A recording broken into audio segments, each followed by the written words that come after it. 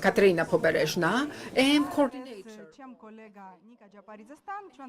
Together and jointly with Nika Japaridze, my colleague, will be presenting the vertical farms presentation. Of course, you realize that these are trendy.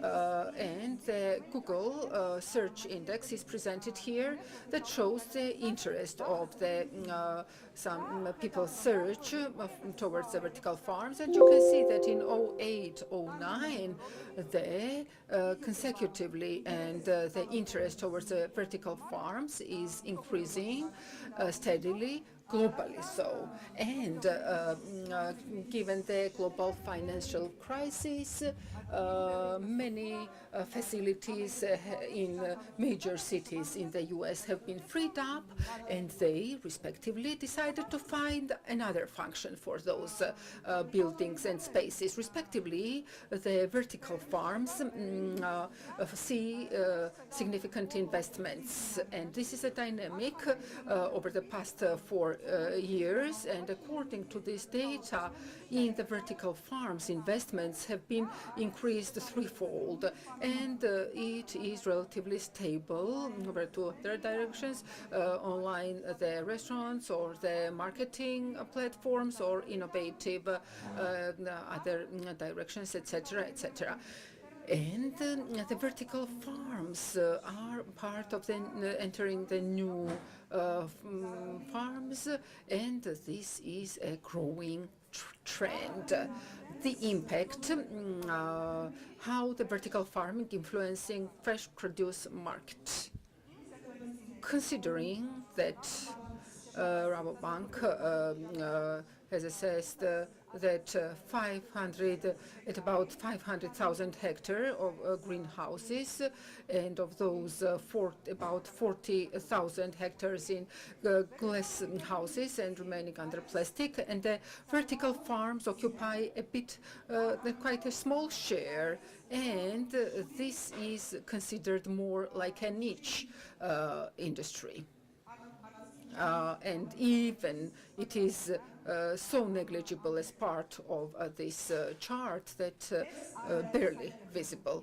This is not a new technology. So according to, this is not a novel technology, but there are successful business models and cases by various markets and their specificity, and we would like to offer the overview of those. Of course, I would like to also note that even the prior, before Christ, this concept existed, and over the past, the NASA has taken this seriously when they started thinking how to feed people in the space, and respectively the new technologies in this respect are based on their research, since they have quite considerable and major resources dedicated to R&D. This is a standardized production model when the ultimate goal is to provide the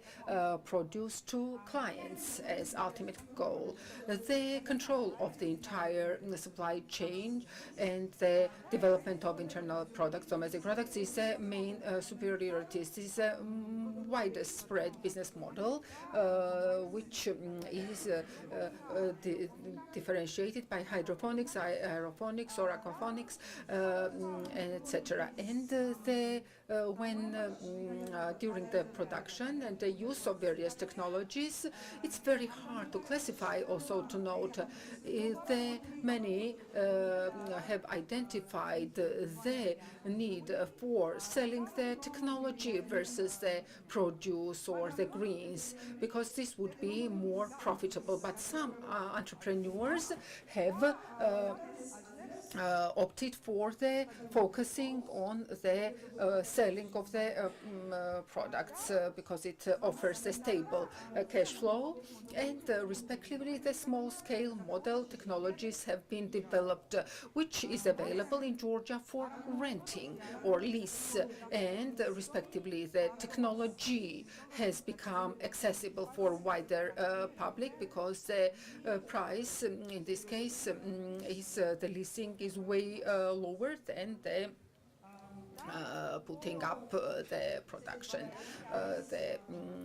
themselves.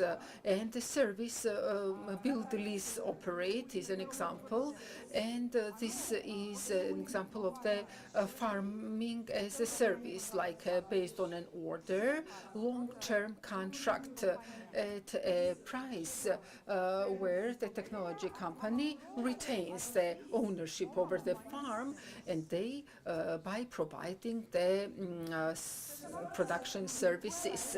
All these models offered here, they are the working ones. It depends on the context and the conditions, and where each of those would be more advisable. And the market is a key reference point, we should note. Key success factors. And you have to also keep in mind that consumers need daily, fresh, healthy products, food. And but the price, nevertheless, should be relevant with other alternatives and competitive. And alternatives oftentimes is the locally produced food products. Of course, the parsley produced in an orchard will be always competitive compared to the vertical farm. Sorry, it will be at a lower price and more competitive. But of course, when it comes to exotic greens or the lettuce, they require such technologies as vertical ones. I would like to give floor to Nika now, who will pick up from this point. Greetings, I'm Nika Japaridze, East Fruit team member and agricultural market analyst. Today I would like to focus on the factors that condition the profitability of the vertical farms in Georgia. First, I would like to start with the positive expectation that the International Monetary Fund has, and per capita GDP is scheduled to increase and surpass 10,000 USDs in 2027, and it's a very good indicator, and we will have higher than Armenia and Azerbaijan, the GDP per capita, and this is the income per capita. And for the vertical farms, this increase is particularly important because they are more focused on the higher income states and the highest income individuals. And the tourism, to note also, which surpassed $3.5 billion from inbound tourism, and we have a solid dynamics.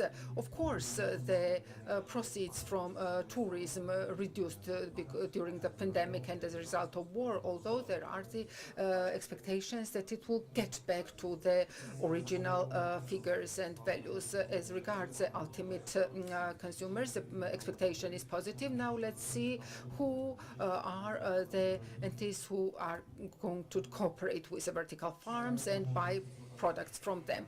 Overall, the buyer's market is growing while the local supply is stable. When it comes to the restaurants and hotels, the fast development of these fields and investments, 2014 to 2021, according to Geostat, 750 million investments was made, and to note also, every year the considerable investments were made, have been made, and no reduction dynamics can be observed. The 4 turnover was 4.5 billion, and according to TBC Capital, the market for the fast development of retail, TBC Capital, and FMCG revenue increased. The stalled local and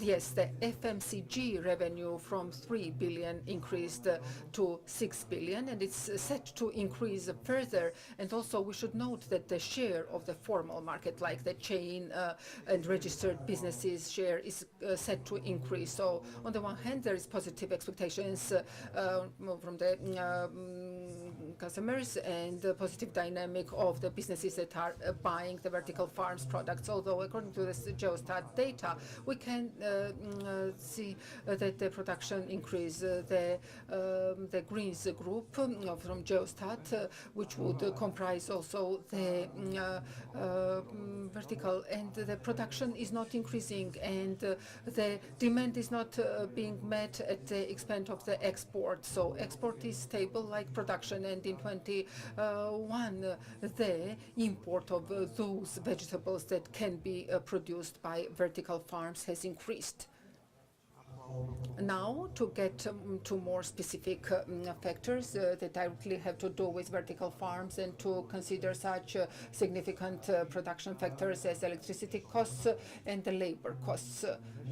I have compared the electricity cost in Georgia with that in the US, because in the US the vertical farms are very well functioning because they have been less affected by the energy crisis, unlike and as compared with Europe. And we have a relatively low price, 10 to 12 cents kilowatt hour. In the US they have 13 average, 13 cents. And this is considerable cost, which is a considerable resource, is relatively lower in Georgia. Of course, the workforce cost is considerably lower than in the US. And furthermore, I have looked up several websites over the internet and compared the prices with that in the US. On average, we can say that the Georgian customers are ready to pay more, and they are paying more than in the US. So the balance of supply and demand is such that Georgian customers have to pay more. But we should also note that in the US they have a better developed premium segment, and the positioning has a significant impact on the prices, and you can see way more expensive products over the internet as well overall. But overall and in general, we can say that Georgian consumers pay more. And the conclusion is that if in the US vertical farms are effective, and if we have less costs and sell for more, then logically the vertical farm should be effective and successful and efficient in Georgia. And very promising answers have been received from the vertical farms local. We have conducted a survey in which 4 vertical farms have taken part, and it indicates that the vertical farms business is profitable in Georgia, and it would be good if bigger and more attention is paid to this part from the private as well as the public sector. What I have liked most is that all of those farms have already expanded or have such plans, or they have expanded and are planning further expansion. And the results have been quite positive and good as a result of our comparison of the plans of the farms, original plans, and versus their results. Out of the surveyed 4 farms, at least 2 of them had plus minus 2% difference between the planned and the actual in the prices, costs, and the volume of sales. And the error or the difference was maximum the 2 to 10%, which is quite a solid result.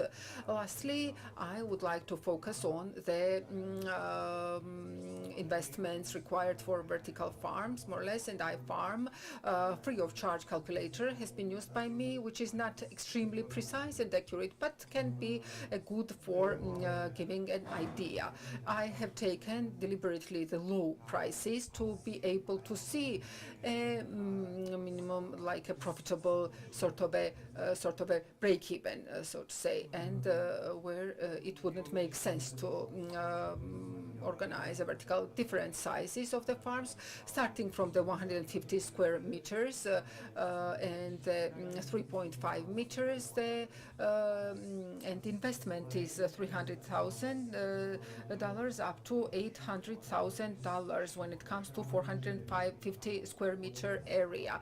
And two prices have been used. One is low and another is lower. And for 150 square meter farm, size farm, if 80 cents is the selling price of the plant and for lettuce respectively, then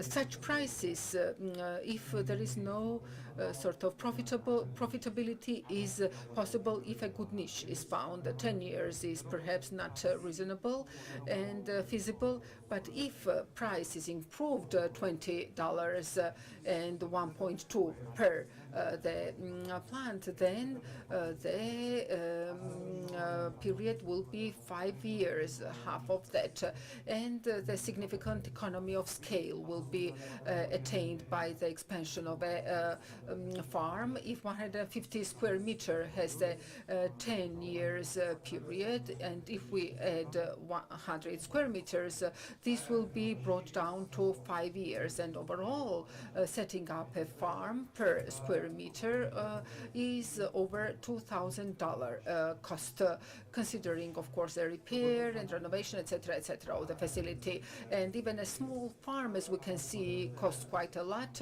And on the Georgian market, there is a great alternative, the space farm spots, which is a mini farm, a small module that can be leased for $800, and it has very low consumption of electricity, about $18 per month. Also, the water costs, the consumption is very low, and the entire service is part of this, such as the seedlings, this is part of this, and the estimated annual the profit per month will be $600 to $700 current, considering the current prices. Thank you very much.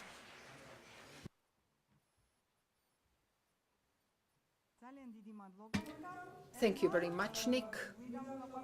Now we would like to focus on the mistakes, errors made by the founders of vertical farms, as well how to avoid those mistakes.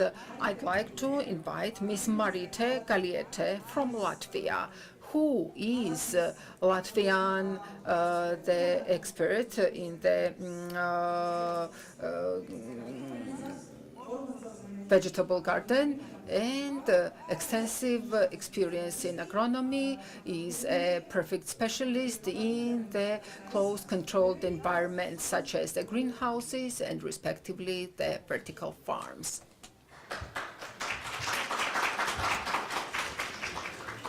Гамарджоба. Это единственное слово, какое я знаю по-грузински. Здравствуйте, дорогие коллеги. Я очень рада вас всех видеть. Thank you very much, dear colleagues. Thanks to the organizers for invitation and for such a great event. Today, we have already heard investments into the vertical farms are increasing, and most of all, the profit is basically made by those who are producing and then the selling to potential the users, and they are in farms, such major farms who over the past 3 years have been developing, has cut down on their production. In the States also has announced the restart of their activities, and many major firms are facing considerable problems. They are, of course, referring to COVID, energy crisis as reasons. Of course, this is truly the case, although there is also another thing which they overlook. The major were mistakes that were made during the process. As we have already heard, vertical farms is quite an expensive. They are 10 times more expensive than modern and high technology greenhouses. And how to and where to build them? What is their benefit? Of course, these are environments with extreme climate. These are the deserts, the Arctic, and vertical farms. Majority are oriented the Arab states, and these are the regions where there's a lack of arable plots, where the mountainous and arid regions, which also represent the challenging environment in regions, and the major cities with high population density, where there are plenty of buyers and where the short selling chain can be ensured, and where there is a short to ensure the short sort of a space between the production and the consumer. In expensive restaurants and the production in absolutely closed environment enables throughout the all year round in aeroponics to build the fresh the potatoes, and the restaurant would be able to offer for instance, the Sunday, the freshly collected and harvested tiny potatoes and serve to their clients. Of course, there will be few customers for this and a high price, but nevertheless. And in educational institutions, of course, they are there is a perspective. The vertical farms in educational institutions, non-profit. First, vertical the farms, these champignons, the artificial climate, they have in place for over 50 years, and this is the area where the technological portion is being increased, and in hydroponics of the salad production should also be noted, but this is absolutely without light. Light is necessary only for entering the facility and to find one's way. Otherwise, for the production, the light is even harmful. And when it's about the vegetables, of course, the light is crucial in that case. When they are talking about the solutions of vertical farms, usually they refer to the lack of the arable land and the fresh water, and the labor shortage should be mentioned, and it's going to be exacerbated further and further, and we have to consider the sensor is great, artificial intellect is incredible, but they won't work manually. This will be either us or our co-workers who are going to do the manual work. Of course, the major problem is the high energy consumption in greenhouses as well as vertical farms, and the consumption of energy in vertical farms is considerably higher than in greenhouses. In greenhouses, at least part of the time, we can use the suns, while in the vertical farms it always requires lighting and the irrigation water, and not always the drinking potable water is good for the irrigation. And when we tell the farmers, they are sort of surprised. Well, why can't we irrigate the cucumbers with the potable water if the cattle can drink it? Well, the high composition of hydrocarbonates is soluble, so can be solved, but when it comes to the high mountainous areas, there is a sodium, chlorium, sulfates high composition. There are cases when either very expensive the equipment should be used for the removal, some make the filters, or select the plants that for which this water would be suitable. Also, with respect to the strawberries, it can be an issue. And furthermore, when we decide to set up a vertical farm, we have to identify a lab that would perform the complete test of water. Those who are testing the potable water quality, they are not looking at half of the indicators that are of interest for the vertical farms. They are just not set for that. And respectively, considerable amount would be spent, but ultimately a farm is set up, but it appears that the water is not suitable for vertical farming.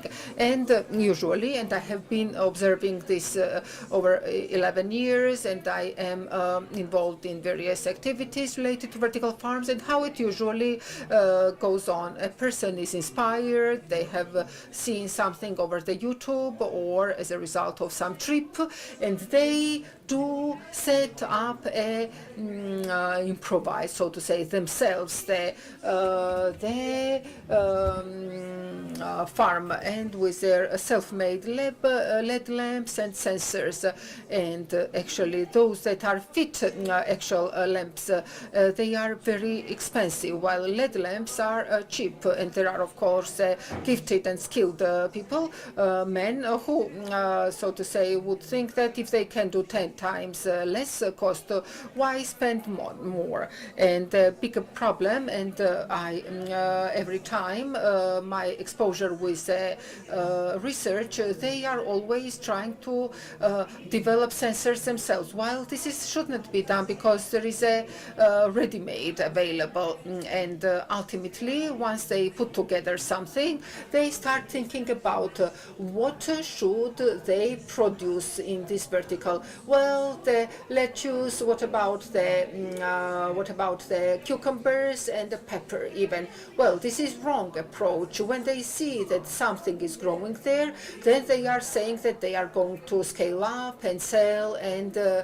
get proceeds. And, or at least at the beginning, the enthusiasts can be found who are buying those constructions and structures, but later on it appears that the growing is not as effective as in the original setup. This is all because the setups and the facilities is different. Microclimate is very significant factor, and the demand on the market should be found. We have to determine what we want to grow. We have to find out all necessary parameters, and which is of course in the literature and over years of experience. But the parameters of the light might not be clear, but as for the humidity, etc., is well known for various plants. And then we create the respective the infrastructure that meets the needs and demands of a plant. That's why I love container, the production, standard size in containers, a standard microclimate can be set up, which can be varied, and then truly those containers can be scaled up 10 and to whatever number feasible. And again, the best vertical farm can be created by a person who works in it, like Viktor Shulashka in Ukraine, who is producing greens in the bombing shelter. And he is well aware of the errors, the gaps. He can eliminate those, and he can set up a truly solid farm. And the bystander who thinks that the plant is just a plant, unfortunately, without an agronomist's involvement, they would not succeed unless they master the agronomist's profession. And basically, vertical farm can be used for any plant, even bananas, they think. Well, this should not be the case. Oftentimes, the internet pictures, like a couple of days ago, there has been information put out. Some company decided to produce a specific, make specific species, varieties of cucumbers, tomatoes for vertical farming. Well, 3.5 meters. This height of this sort of a and 11 meter would be the for 11 meters. And the harvest can be 160 to 200 kg square meter. And why should it be produced in this setup? Then to sort of look for where they are to harvest, and ultimately yield would not be equaling to the greenhouses. So it shouldn't be competitive to the greenhouses. They should be complementary or going one way or another. And here we see this pepper. This is Holland Gundlap, the company, and they are focusing on the offering the ready-made containers for producing the plants. And you can see that this is on the ground, basically like in the greenhouse, without the natural sunlight. And the Japanese market, Arab states, those can be the potential markets for this, like the Holland. Here we see the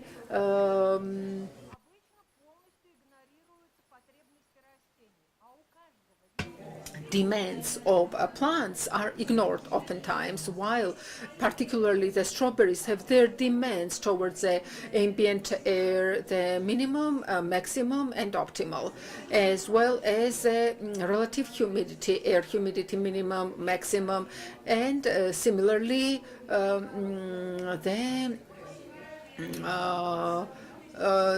very important is a photo period duration, day, night. Major farms that produce the microgreens and lettuce, they are having 24 or 20 hours of the light, and electricity consumption and demand will be very high there, while in other cases, and we will see later on, they don't need the light as significantly. Even if we reduce the photo period, there will be considerable saving on electricity. It is very important to have intensive minimum maximum light. Also very important the summary, sort of a total like photo period, intensity multiplied, and the sum overall and total. And specifically for you, I have put together this table, and you can see the different plants and their different temperature, optimal temperature, where it is too high for them, which is the optimal duration of the day, the minimum amount of the light throughout the day, and optimal light. These are two different. And last two, we can see, this is very interesting, the wild garlic or coriander. And it's the wild garlic is popular in Europe and in Georgia. As I know, this is an expensive product, but it is only for a brief period of time on the market, because this plant is responsive to the duration of the day. When day is when it's long, the leaves become hard, and lettuce can be produced year-round and harvested as necessary. Of course, it wouldn't be hectares, but if there is a demand in restaurants, supermarkets, this can be customized to demand. And also to consider that during the day at 16 hours it will start to bloom. But if the be below that amount, it won't bloom, and you can harvest all year round. So given that duration of the light.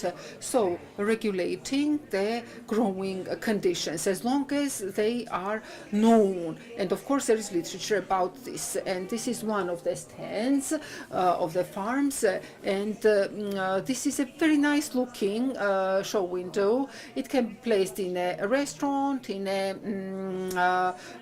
shop, but it can't be used to grow the plant. And the person comes in and they see that you know they are growing it there, and but this is not profitable for a shop. For instance, we see that some chef showed a recipe of a Romano lettuce, and everyone starts to buy this romaine, and they all went for this, while when it comes to the baby arugula, no one buys it, and then it gets stale. And for a store, such sort of a show window is good if they get on a regular basis, not from away every day or once every 2-3 days if it is renewed and restocked, so to say. And in this case it would be effective, so either in a greenhouse or in a closed confined space. But this small show window, if it is transparent temperature, air temperature changes and the humidity changes, and along with those parameters, the perspiration, etc., we can distort the growth of a plant very soon in a very brief period. So respectively it should be placed in a way as to avoid the natural sunlight, and not like this picture where they are subjected to the light from the windows. Moreover, a very nice looking construction, but it should not be the transparent. At most, there should be a small window to be able to see how it is growing, to see what's going on there. While for the plants, they should be in an absolutely isolated environment. The air volume is low, and they would get the moisture from the air, and the problem will start with the calcium, the boron, and the plants will start to turn yellow, etc. Also, very popular, like high walls, vertical, 5 meters, very impressive. The huge problems is the difference in air temperature, and these are the greenhouse cucumbers, and 3+ meters from the bottom to the ceiling, and it's just modern, the greenhouse from top to high. The difference in temperature can reach 7 degrees, which is huge, abnormally high difference. And in this equipment and facility, the difference in air temperature is like alarming, and these sensors are not set up in the appropriate places. They don't show the difference in temperature, and the owner or agronomist are unable to find out what's going on there, and they are trying in Facebook, everywhere, to look for the counsel and advice. The problem is that they are not considering the demands the plants have, and furthermore, a very popular, and there is full of the information over the YouTube. These are designed where they are growing anything they like the pumpkin, which is, while it is not appropriate modality for that. When harvest, everything needs to be cleaned, disinfected, while this design does not enable the appropriate disinfection. In all those small tiny cracks and places, there will be the growing and give rise to infections, etc., etc. This should be dismantled and disintegrated, this plastic stuff, and extensively it should be washed and then put back together. During the dismantling, something will break, then they will discontinue to wash it, and then they will discontinue growing there. So this is the actuality. This is with respect to the light. Of course, they are always trying to have the maximum yield, etc., etc. And the small distances between these structures, while they are small, they are well lit. As soon as the salad or whatever basil they grow, they start to compete for the light. Well, we are selling based on the demand, right? And this is not alcohol, the production. So unless we harvest and sell it timely, this will be the unreasonable, and in 3 days we would have to discard that because we wouldn't be able to sell it, and therefore this should be quite a sparingly sort of set up. Our problem is the absence, sort of lack of the workforce and the technical solutions. There are the automatic, there are robots also available, like the ornamental, they are using the for the planting robots, as well as for different activities and processes. There are also the cutting sort of the devices that are used, and they sort of not manual, to avoid the manual work. And how many can be placed on this device? And these costs are leading to ineffective and inefficient operations. While everyone has focused on the sensors and the software, of course they have their role, they have their function and importance, but they forget. Another example, as if it looks very impressive and nice, but to be able to harvest from the top layer the respective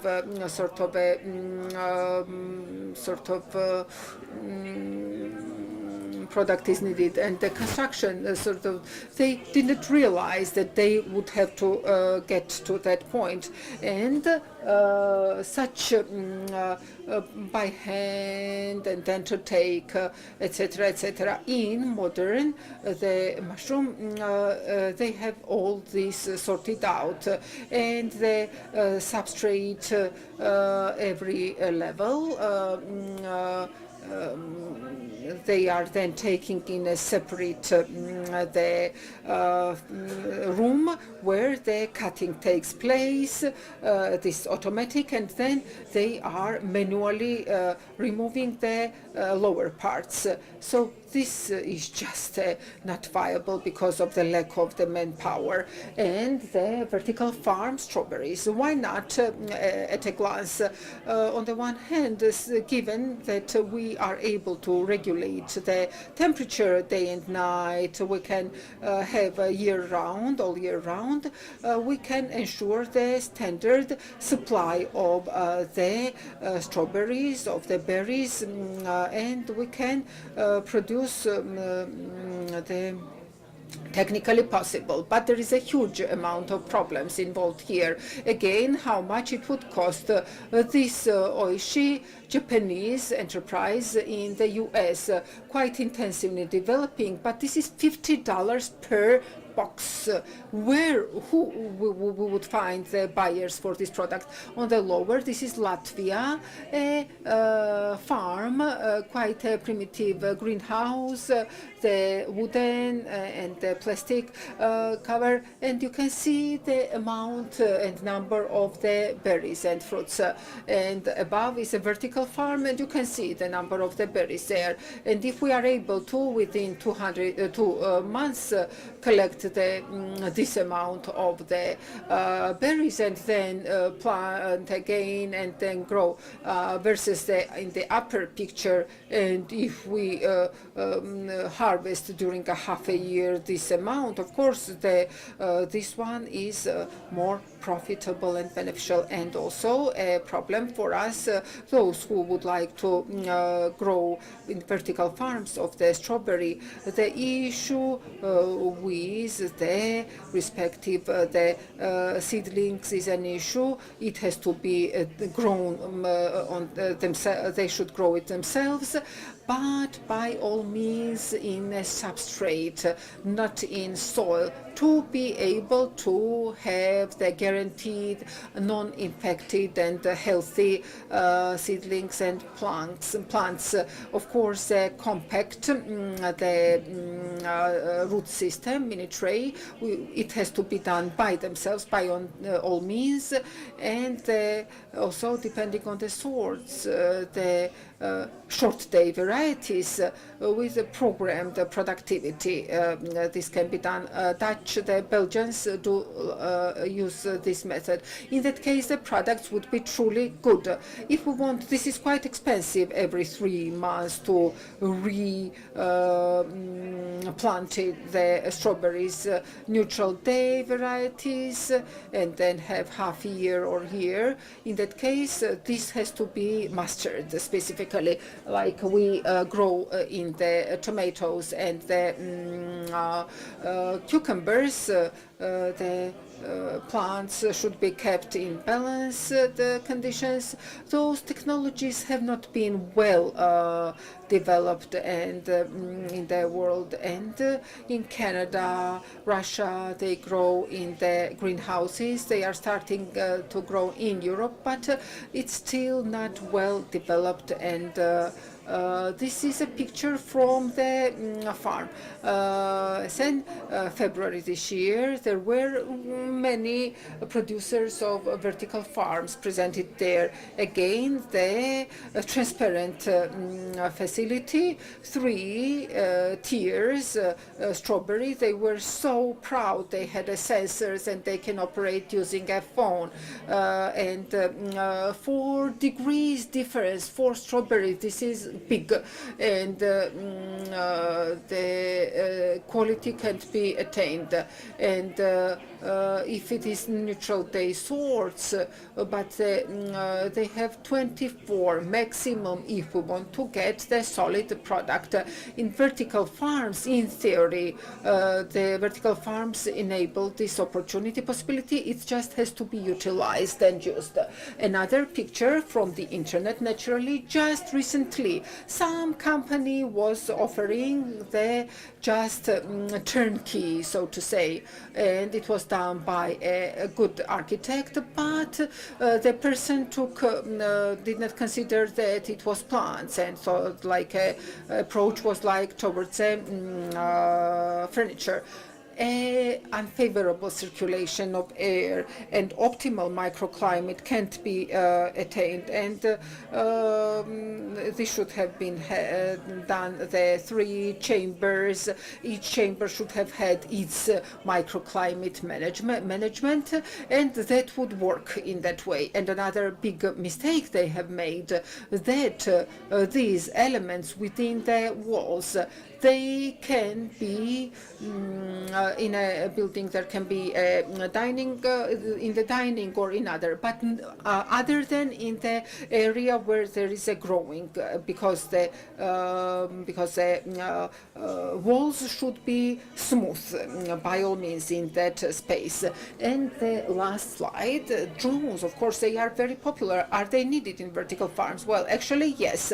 Drones, particularly in major vertical farms, particularly where the plants are grown in more than 3 tiers and to look, be able to look at all, observe all farms by agronomists, etc. Of course, they have to get up to down, and while drone can be very useful for filling this need. And this is a very prominent firm, and this picture, they are encountering some difficulties and trying to tackle them. Just a year ago, they got very prestigious prize. This drone shows the following, that in every pot there is either the arugula or the lettuce, and when they planted it. So agronomists need to see the general condition of the plants. All those tables or the readings are not relevant here. As long as agronomist sees the plants, plants that differ from others, and the exact coordinates to be identified of those plants. When agronomists can get to that spot and to identify the reason for that abnormality and to eliminate. Of course, drones is very incredible as long as they are used appropriately. This is all I wanted to speak about. Thank you for your attention.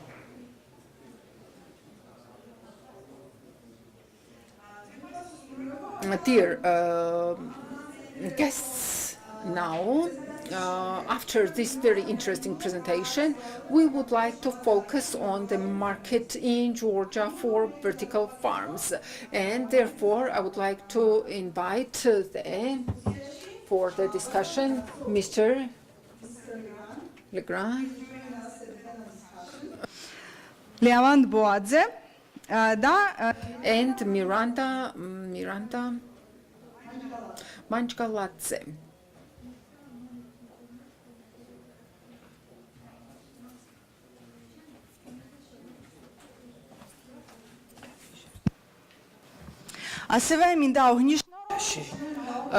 Important to note that we performed a survey of whether they have ever tried a product produced in vertical farms. If not, and I can see that unfortunately there are not many answers yet, but 54% answered no.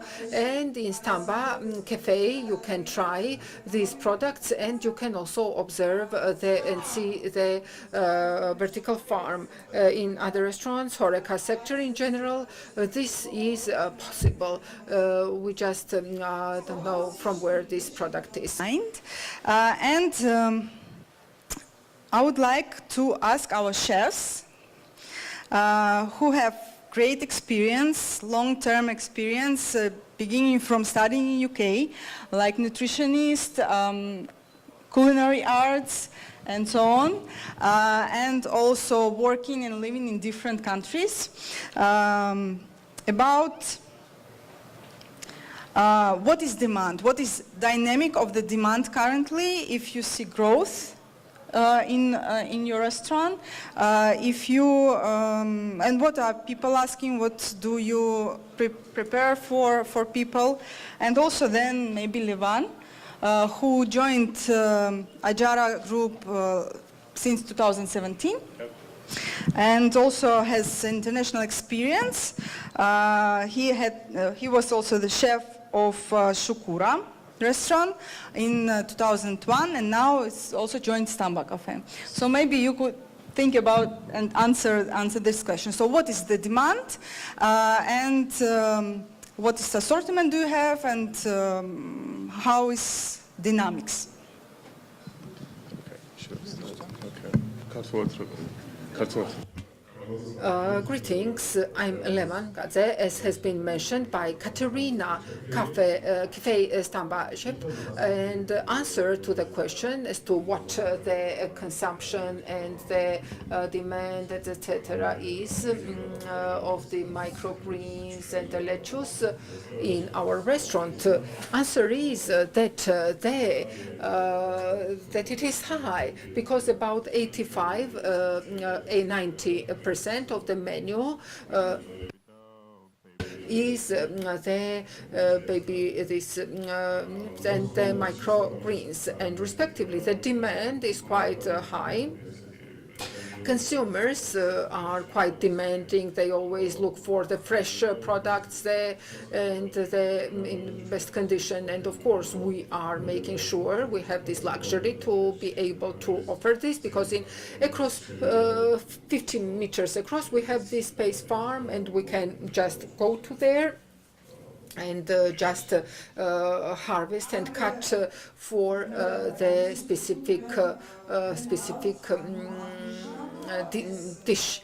And if you can say, do you note that, do you tell that this is from the vertical farm? Of course, the service staff are informing the customers that this is fresh, this is straight from our space farm, and we always underscore and highlight this, and we are even promoting this, and we are proud of this. This is quite a good luxury we have in this respect. Not many restaurants have this possibility, and we, the chefs, have the respectively better capacity with this respect. And of course, with the change, we change, and we respectively offer and add different other microgreens and the greens. Or do you have my understanding is that there are plenty of restaurants that you manage. There is a Cafe Stamba, there is the kitchen restaurant in Rooms Hotel. Do you make any differentiation in price or an assortment? The demand?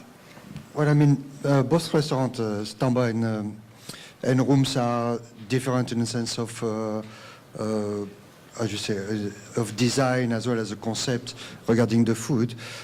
Beside that, in regards to vertical farming, we are using both the same kind of variety with a slightly difference in between.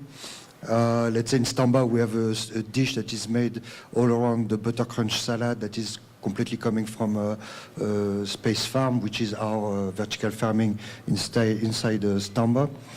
We're using all the microgreens as well within decoration, but as well to add a little bit of flavor accordingly to the dishes that has been made.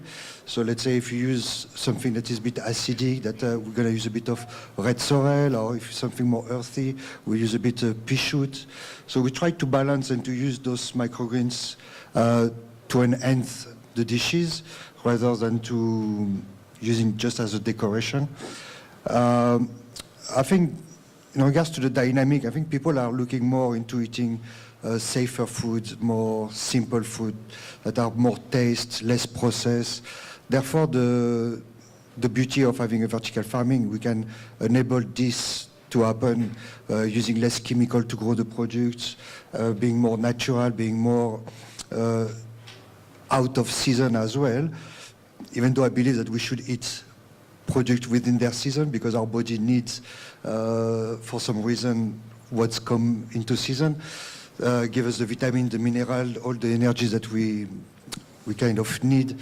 However, this is the beauty as well of that is give us a flexibility to be able to use those products and all year long, having a sustainability as well,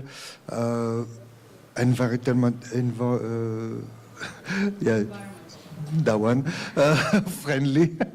So, yeah, I think this is great. I think we are lucky enough to have the space farm in Stamba, and that is one of the first vertical farm in Georgia, if not the first one. But I also would like to note, I think there are a few still vertical farms are already developed, but I would also like to know that you are premium restaurant and cafes, right? So your clients are interested in environment, in pesticides free, in this kind of stuff, and are ready to pay for it premium price, right? Okay. Yeah. Now I would like to present Miranda Manjgaladze, who is our retail expert. She has long-standing experience in retail business as a founder of Retail Association, also as a mentor and trainer. And we would like to know more about demand in retail, in Georgian retail. how much or how many greens do we need daily, annually, at least in Tbilisi, in formal retail sector? Well, greetings to all, and thank you for inviting. This is a very big privilege for me to speak in front of this audience and in front of you. In the retail, and I will obviously speak about the organized retail, the formal structure. Obviously, all the retail chains are serving the customers and customer needs. So in order to identify and connect the dots to the previous presentation, there should be a demand. Because vertical farming is trendy, or for example, it's done in the United States, it doesn't mean that it will be efficient, for example, at this moment in Georgia as well. First of all, the customer behavior has to change. For that, we need more information for the customers in order for them to understand why the products of the vertical farming is more beneficial than just the normal farms, for example, that use not big amount of fertilizers or bioproducts, for example, or organically beneficial for the customer. So it's very important for the customers to change the behavior based on the information that they receive. At this moment in Georgia, because of the given natural conditions and the environment that we hold, I don't believe, but it's my subjective opinion, that there is a big need of the vertical farming, because we have the land and we can use this land and have products that we need. I think the vertical farming is a technological answer to those countries that lack, the land, environmental, the situations and given conditions for the, the horticulture. In Georgia, we don't have that. In retail, I don't believe in near 5 to 10 years, but it's also my subjective opinion that the retail stores will have the vertical farmings, for example, displayed in the store. One reason for that is electricity, and the electricity usage, as I understand from this presentation, is very high. Only retailers that will step into this business will be very high, premium, segmented, customer-oriented, the chains. Unfortunately, maybe we don't have as much of the premium users in Georgia as we wish to have, but there are still some niche market, as for example, Stamba in the restaurant, unique selling point is a freshness and, adding value to their dishes. The chains that we have in Georgia, obviously we have them, the premium chains, but unique selling point at this moment to have the vertical farming in the stores, I don't see in the near 5 to 10 years. Maybe I'm wrong, maybe I will be right, we will see. But obviously there needs to be a demand first. When there is a demand, there is always a supply, either through the restaurants or the retail chains. At this moment, I don't see the need from the customers or the environmental need that we need to have the vertical farming. Therefore, I don't think there is a very big prospects, even though Google Analytics says the different, the searching of the vertical farming and stuff, the statistics are growing, but I don't think it will be in a very near future. However, as far as demand goes, for example, customer behavior changes as it changes in the rest of the other countries. They're seeking more the healthier options, obviously. So the vegetables and greeneries and salads are obviously demanded products. However, in the formal retail chain, in the modern retail chains, if we analyze, in a very successful cases, the share of the fruits and vegetables is from 2.5% to 8%, so it's not very high. Therefore, still, we have the customer experience, since the customer experience is more in the bazaar format for the fruits and vegetables. So that is shifting, however, it takes time. By TBC Capital research that was previously done, only approximately 40% is a formal organized chain, 60% is still, unorganized. Therefore, we have a lot to tell before we say that we have a need of the vertical farming. But yes, it's very interesting. It's very interesting what's going on in other parts of the world, and I'm sure if it's something that customers require in Georgia, the suppliers will meet the need. Thank you. My next question would be, since we're speaking about the demand and interesting, from the chef's point of view, what kind of herbs or berries or any other crop you would love to see growing in a vertical farm that would benefit your offer to your customers? I mean, what you need, and it's not growing now, but you would love to have? For instance, I was thinking about, like independently about like wild garlic, because I love this, and you cannot get it, maybe you have it 1 month per year, and it's expensive. Maybe there are other interesting crops that you would wish to be grown in vertical farm. I mean, yeah, the previous guest, I mean, the slides were very informative, and he kind of explained as well what the possibility of growing in vertical farming. Mainly those vertical growth herbs and fruit and vegetable or flowers that can grow. All roots vegetable cannot be grown in vertical farming, which somehow kind of limit you in some categories. So you have to stick to green leaf or herbs or some fruits. Strawberry would be very interesting because it's a seasonal product and you cannot have all year long. We did some trial actually with strawberries, cherry tomatoes in our space farm. Therefore, it does works, but I think that then we end up with a technical issue in a sense of you need to kind of compartment things correctly because the temperature, the daylight, all this cycle needs to be controlled carefully. Therefore, you cannot, if you do strawberries, you have to do only strawberries. You cannot do strawberries with wild garlic, which would be great as well to have all year long. Or some greens cannot grow at the same time. So therefore, you end up with having an issue in space and technical and cycle with the daylight, with the temperature control, the humidity, the water. I mean, the possibilities are endless in the sense of we have to experiment to try to make it happen, and then from there we can move on and see if we can do other things. I mean, even some exotic projects. I mean, we use Thai basil in our space farm. I mean, this is Thai basil, it comes from Thailand. I mean, we are managing to make it happen in Georgia, which is great. Kombucha, like a Japanese, how do you say, butternut squash could be grown as well in those kind of farm. But then you have the logistic, the support to hold the fruits. You have to build some cage around it to be able the way to sustain all this farm. I mean, I think there is a lot of technical and logistic issue to work on before we can able to expand it and to do a lot of things. But yeah, I mean, we are very lucky. I mean, we can nowadays we use like 10, 15 plus different type of microgreen, 10 variety of green leaf, from kale, from Swiss chard, from misuna, from butter crunch salad, baby jam. I mean, this is just after your mind just go and just try. Yeah, absolutely. Would you like to add something? კი, რა თქმა უნდა. Yes, sure. To answer your question, is there any product that I would like to use? There are many such products.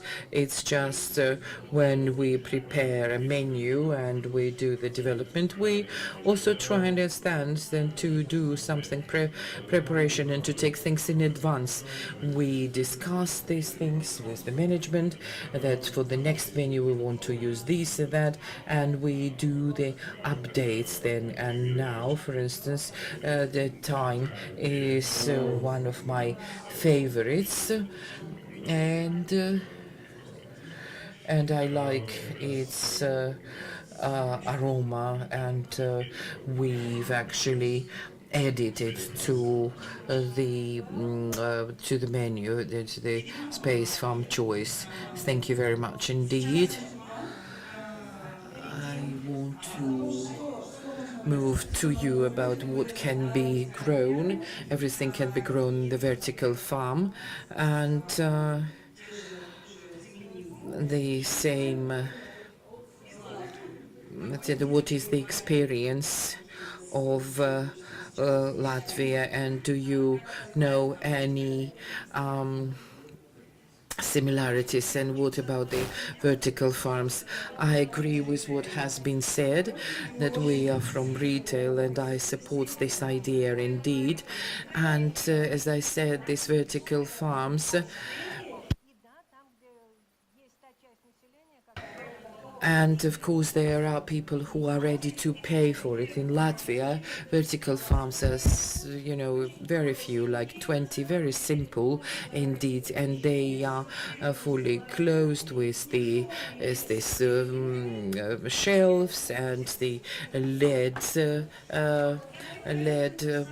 lights. This is how I know it's not the best, and they grow actually this, and this is addition to the produce that they produce in summer, but they need to make money in winter as well. So they actually, it is the niche business. They do distribute it, these greens, along the some route, and they announce about it in Facebook and other social networks. They receive orders, and this is quite expensive set. So once a week, I mean, if you can buy one box with the microgreens, with the substrate for 20 euros, well, I don't know really where you get so many people who eat microgreens that intensively and that much. And because the electricity has become very expensive now, part of greens and salad producers, they started making the vertical farms for the for salad actually, so that they started growing and then move it to the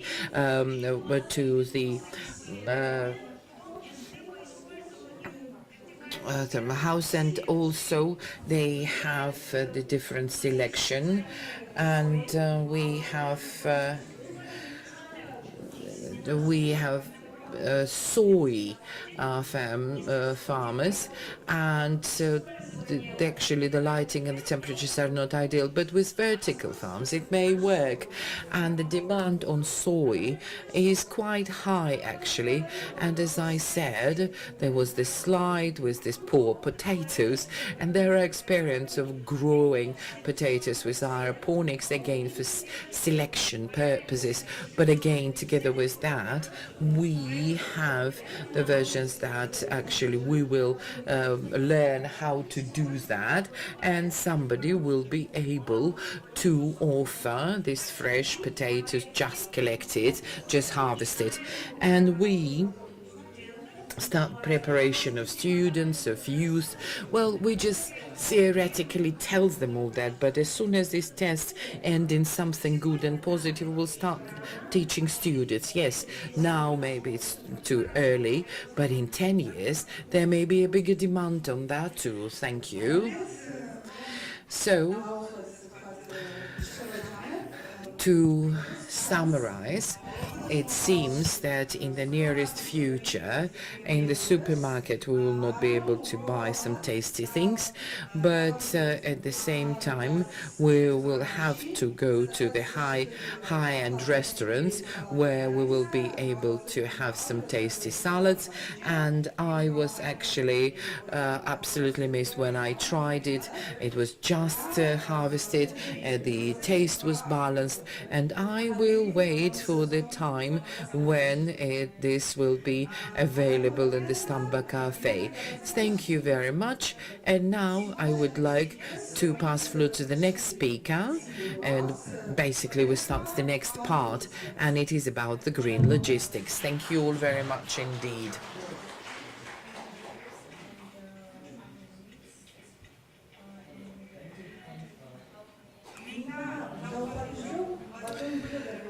I want to invite Mr. Ferdinand Ribalka, who will speak about the new technologies, about the pooling, and that will be interesting for the retail sector specifically.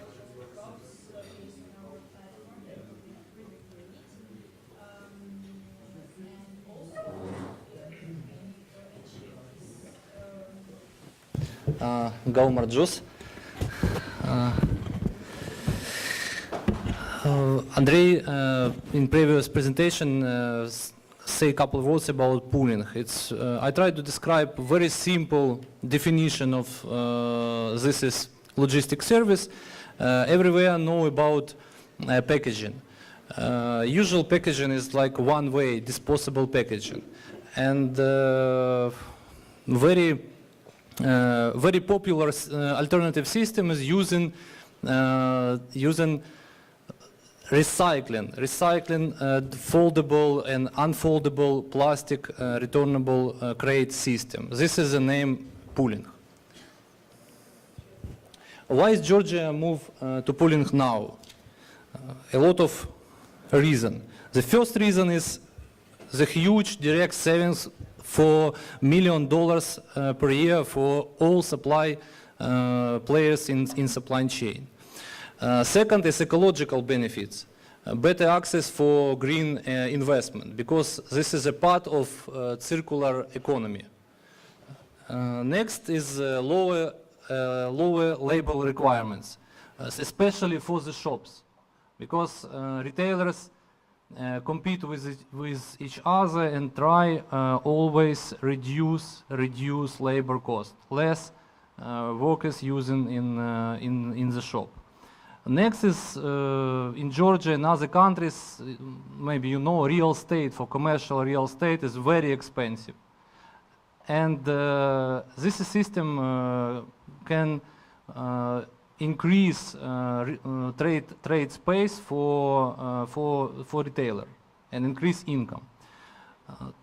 Improve freshness and quality for fresh produce, because plastic crate is perforated and in practical much better for post-harvest handling and for transportation from field to retail. Traceability. If you control supply chain from farm to retail, you understand from where actually produce come, because you control each box. And in future, it's integration with Internet of Things. It's very important for retailer, improve effectiveness, for understand real sales per each SKU per each shop. This system very developed in the world. You can see on the slide how many retailers in different countries using this system. It's not full list. System is really developed, and totally market for such kind of services more than $3-4 billion annually, world market, and this is market increase. Pooling is very important.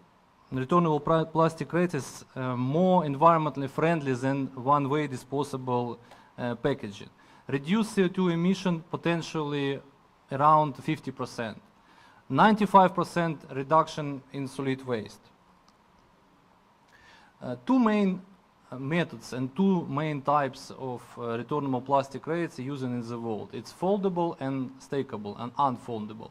In this photo you can see foldable crates. This is system working for distance more than 1,000 kilometers. If distance less than 300 kilometers, using system like unfoldable, stackable system. The most common business models for the work in returnable crates. First model, when a supermarket buy container in the property, this is most common model in the UK. Also in Georgia market, such kind of, it's not real pooling, but let's say first step of development. And retail chain Orina Bidži is using this system, and they own crates and give to farmers. Maybe you know about that. We can see in next photos as example. And second model is service pooling company, purchase containers, invest and provides rental service for all supply chain, is using and use returnable plastic crate is much effective way. Not only for one retailer, also for import, for export, for different players, even for unorganized market. This is system work in Turkey, very developed. standardization is very important. UK market is much developed, and standardization, it means less number of type of packaging increase effectiveness. This is, you can see in the slide and figures, it's UK grocery pool makes 850 million trips per year. They use 47 million units. And they reduce during this period, they reduced by 50% to only using four types packaging: for meat, for milk, for fresh, for bread. It's work not only for fruit and vegetables. Interesting history development in Baltic countries, especially Estonia, Latvia, Lithuania. It's not huge, not country with huge potential, with huge population, but actually at the moment in 3 countries using 3.2 million standard plastic returnable crates. In Estonia especially more than 1 million, and population in Estonia 1.3 million. Target clients: producers of meat, dairy, fruit and vegetables, but mostly milk and meat. They using rent, they using short-term leasing, long-term leasing. They provide washing service for meat and milk processing. Even wash plastic crates not in property with pooling company. 3 washing center in 3 countries. And one of the washing centers fully automated at the moment. Ukraine is also interesting example. 3 pooling company, around 3 million crates work in the market. The largest pooling company produce in own boxes. Other companies is import from Israel. Cost per one trip and per one cycle is 2 times cheaper than cost in EU, and this is the reason why is international company not come to Ukraine market. Only 5 washing center, they using only 2 types, main types. A good example for potential and for future, for development, for pooling services, even for bananas using pooling. It means importers and retailers from USA, from Georgia, using foldable crates for import bananas from Ecuador. Just for very simple figures. If price for 1 banana box costs $2.3, rent for 3 months. Why is 3 months? Because 1 month distance from, for example, from EU to Ecuador, 1 month from Ecuador to EU, and 1 month for ripening and for selling. Cost will be maximum $1, and direct savings more than $1 per box. It's a huge amount for savings. We calculate for volumes in Georgia import bananas, just example, and if remove all banana boxes which import annually in Georgia, direct savings will be more than $2 million per year. Very simple example of, I have a presentation, is what is a payback. Payback is optimistic scenario in 2 years, reality in between 3 and 4 years. In practice, in Baltic, in EU, even payback and more longer.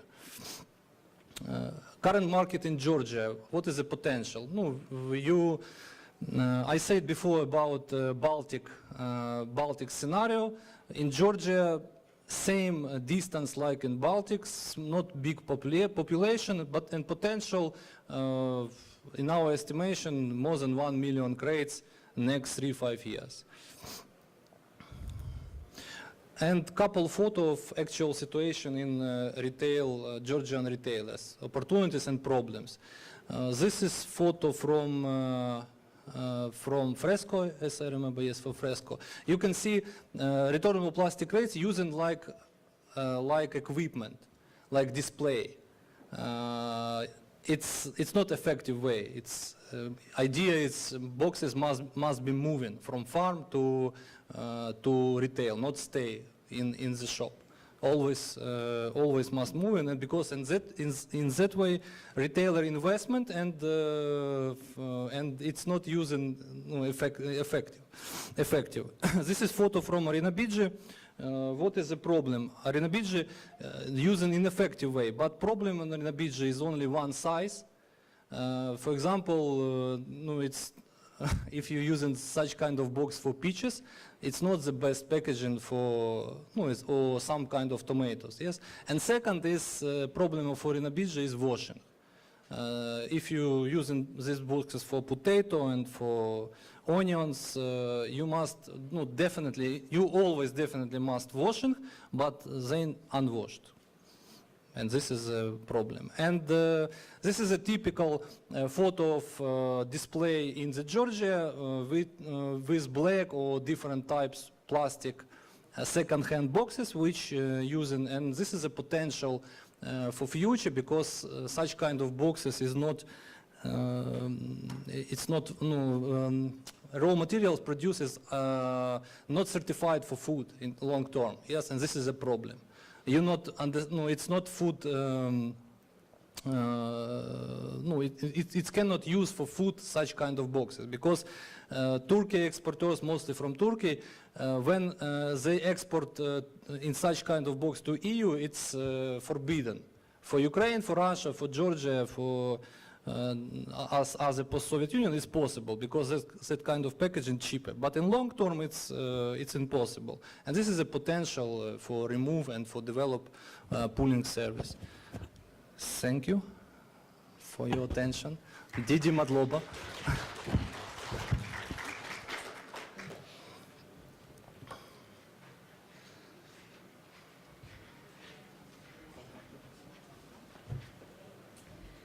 Ძალიან დიდი მადლობა. მე მგონი საინტერესო კონცეფცია ადგილობრივი რიტეილისთვის. Yes, thank you very much. I think it's very interesting for the retail. Now I would like to call Mr. Jürgen Pump, if he's in the room. Jürgen Pump. But if he isn't, let's move to the next presentation. And it is about solar panels.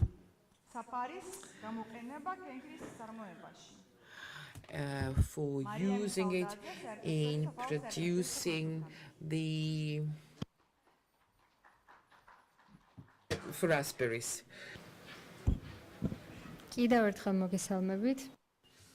So good afternoon once again. Today I will speak about agrivoltaics. I didn't know how to translate it into Georgian. I couldn't find the translation, so I will call the agrivoltaics, and I will just explain what that is. And it's actually about usage of solar panels for two purposes at once. Now, what does it mean? And these are ordinary solar panels that are used for solar energy, but in this case, when we talk about the agrivoltaics, the usage means something else as well. Below, underneath the panels, you can grow annual or perennial, or we could use it, for instance, in pastures. The panels are the same, but the system should be a little elevated so that it gives space for growing plants. The brief history that I want to tell you, probably it's not very interesting to go into nitty-gritties of the chronology, but the interesting thing is the countries where the systems are more or less developed. They're Germany, France, China, Japan, and South Korea. And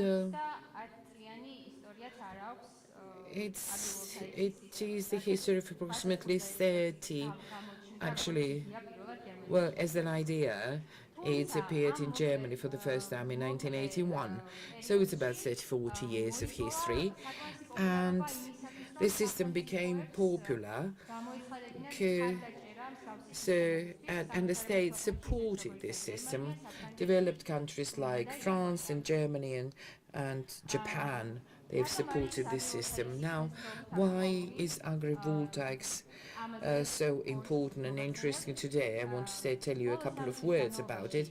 In the last 3 years, the number of research has increased in this direction because the global picture has changed, as well as the EU plans, because there are plans to move to renewable energy, and America has changed its plans too, and it is related to COVID pandemic and the Russians' invasion into Ukraine, and it made the EU think more and more thoroughly to become more independent from Russia in terms of energy supply. They don't want to depend on Russia anymore. So therefore, they've set their goals and they plan that 42% of their energy consumption would be produced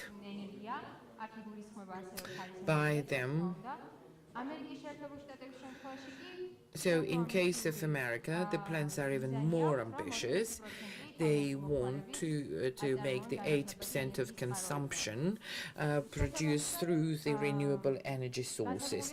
Thus, the budget is also allocated that is required for all of it, and it's not a small amount, you would agree. Now, why can it be interesting for Georgia? Well, one thing is that we have interesting,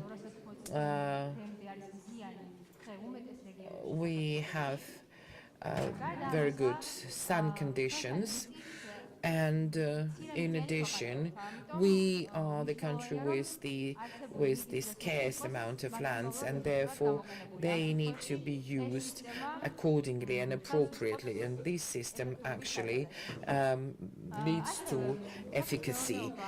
Agriculture in Georgia is supported by the state programs, and it is an important factor for development of agrivoltaics. The example of developed countries demonstrated it very well. The state subsidizes such projects so that in future they will become viable and sustainable because the global picture changes. In addition, we do have certain cultures that are good for growing under the solar panels. Not all plants can be grown like this, and we have to choose that are tolerant to shade or, quite opposite, require protection. And here, in this case, I mean berries, and berry sector in Georgia is quite a young sector, I would say, and those who know about this sector, they know what problems are faced by the local.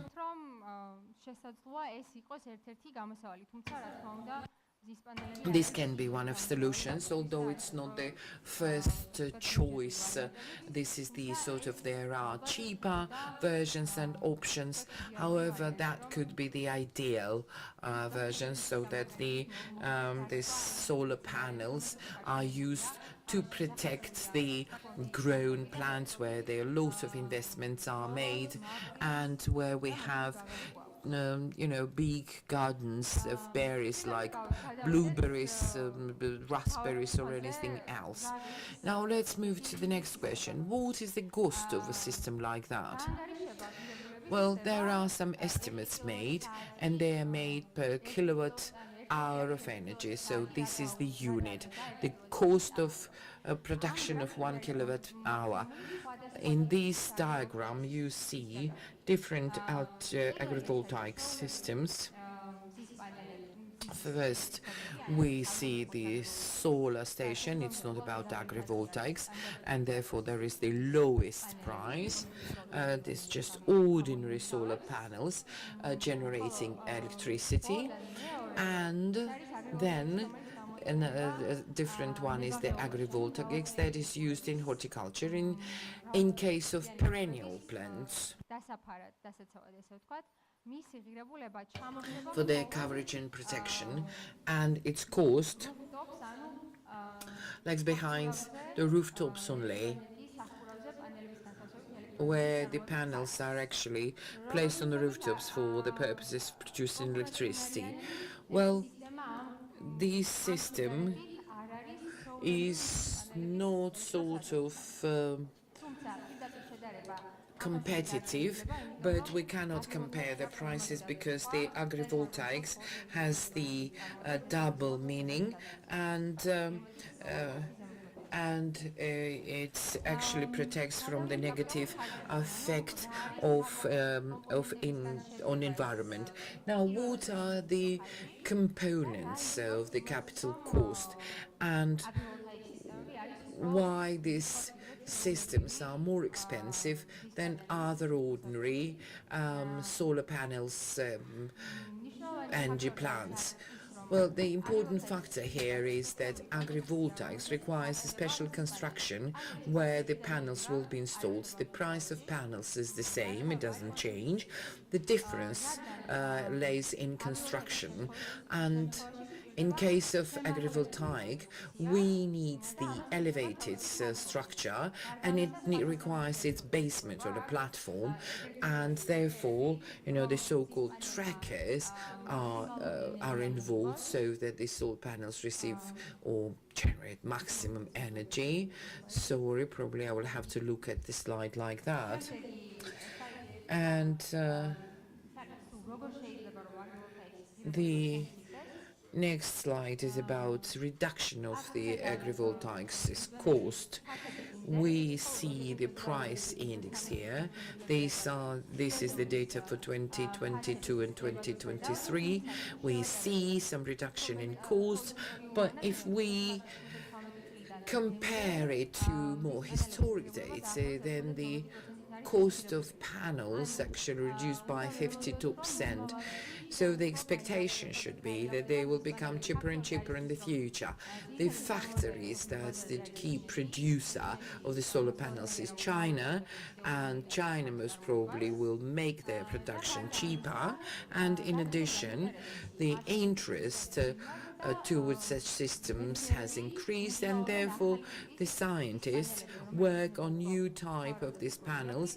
They most probably will be more effective and cheaper. Here I have an example of one-sided, two-sided and semi-transparent panels. Well, if previously we had the monocrystallic panels, and if they had the biggest share in the market, now there are new panels that are being studied and new projects are being implemented. I will not speak about it more, and I will move to the specifics of the of berries.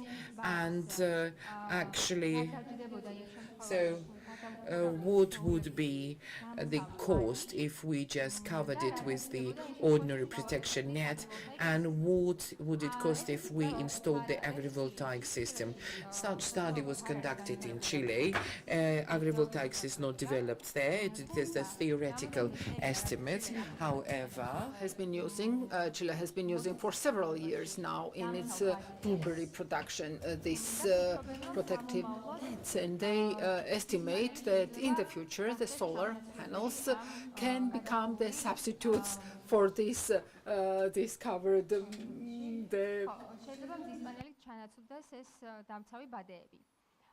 protective nets.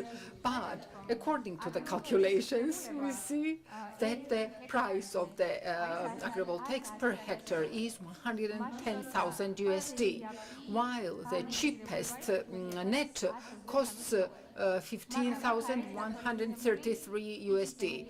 this does not consider the benefits of agrivoltaics. And furthermore, we have to take into account that the agrivoltaics is a long-term investment because 25, 30 years of the life. While in case of this cover, their life period is maximum 15, and if it's poor quality, even in 1 year, farmer will have to replace it. So, as regards standard, although the agrivoltaics has, of course, its downsides, we have to admit, and currently the scientists are in the process of researching and determining the specific crops and the specific and the percentage indicator per crop of the shade requirement, because every plant is individual and individual approach is required.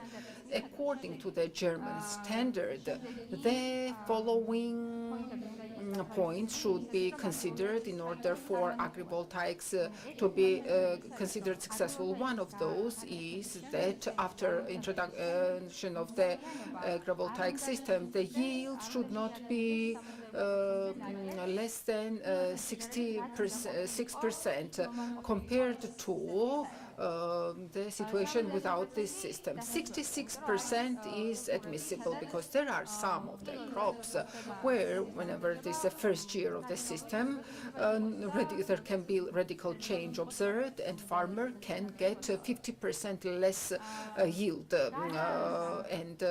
Furthermore, the effective use of land should be ensured, and the losses of the sort of area should not be more than 10% after the installation of the solar panels.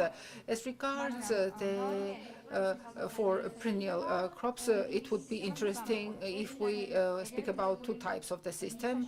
The one is the interspace system, the so-called, which envisages the installation of panels between the rows and the production of energy, although this has its upsides and downsides. Since the panels will be placed between the rows, relatively less capacity and the power per hectare. There is a less production of energy using this system compared to another type system, which is on an elevated space, 2 to 6 meters, and below there are under it the crops are respectively planted and etc. These are the elevated systems, and this is my own translation, and Georgian version may not be extremely fitting. And it is used for the annual crops and in fruit gardens, and 2 to 6 meters elevation of the solar panels. As regards the opportunities and challenges, opportunities is that these panels have double function, and they produce electricity and also protect plants. And furthermore, the rainwater accumulation is also important benefit, which is possible as in case and as a result of installation of such systems. And moreover, farmers are able to diversify their income. As regards the challenges, high investment costs should be noted, although in this case a subsidy system always comes into play in case of Germany and France, and the specificity of planning is different and requires better and more knowledge and observation, because still no extensive study of the installation of such system with respect to the crops is done, because it changes the microclimate. 0.5 to 4 degrees lower temperature becomes lower below the panels, and moreover Exactly and accurately, the shade amount required by a plant should be calculated. 20 to 40% shading is necessary in case of berries. Future trends. As regards the future trends, expectation is that the interest towards such systems is set to increase further. And if now and currently this is at the research stage, it's going to become more commercial. As regards market growth, annual growth 2021-2027, according to the research, will be 45%, which is a major indicator. As regards plants varieties, the more prospective will be the leafy greens, lettuce, etc., given their needs and demands, and given that this microclimate under these panels conducive to them. And China is a main producer with respect to agrivoltaic, not only the solar, and there is an expectation that China will remain a dominant player on the global market because of various factors, including their geographic capacity, since they have the areas where they can set up such systems, and moreover, the political decision can also be made in China for the further development of these systems. This is all I wanted to say and tell. Apologies for not being very eloquent, maybe closer to the end of the day. Although I have been very keen on delivering these presentations, a very interesting topic. I do hope that this is going to be developed in Georgia, and this will go further than just presentation and theory for Georgia. Thank you very much, Mariam. Very prospective topic. And in Georgia, there are already the gardens that are capable of irrigation fully by means of the operation of the solar panels. And in places where they lack the grid and where they don't use the diesel engines. And this is a topic which will be presented by the expert representative of the company Lawrence, Germany, Jürgen Pump. Please.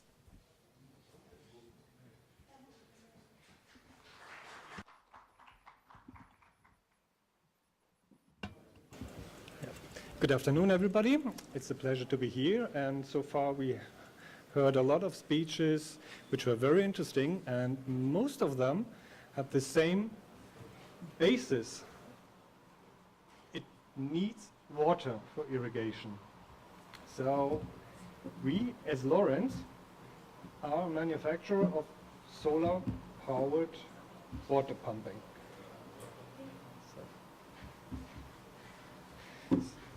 Okay.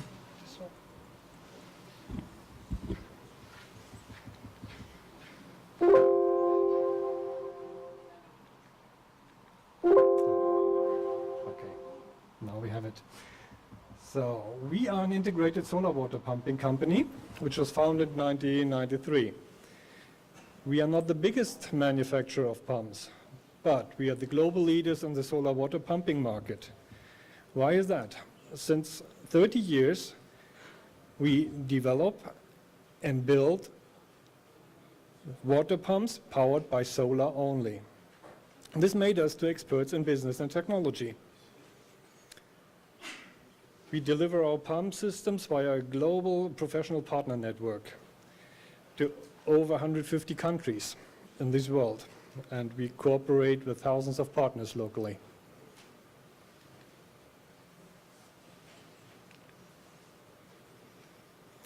Here you can see our global headquarters. It's based in Germany.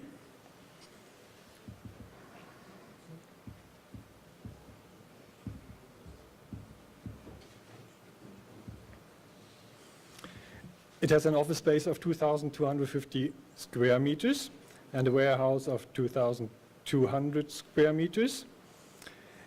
It is the headquarters for international sales and marketing, purchasing and accounting, and the international engineering team of mechanics, electronics, and software development. On the roof, you can see a 161 kilowatt peak and an east-west orientation. A specialty is that on the roof there are 12 kilometers of cabling installed. This is because the solar system can be individually and automatically configured for testing purposes. So we can simulate any possibility of strings and so on to test our pump development. And we have a 178 cubic meters test pool, as well as 2 wells on our facility.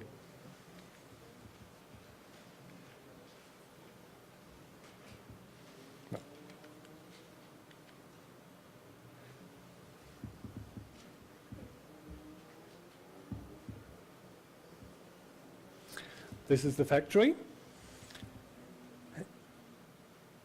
The latest one, it was built in 2017.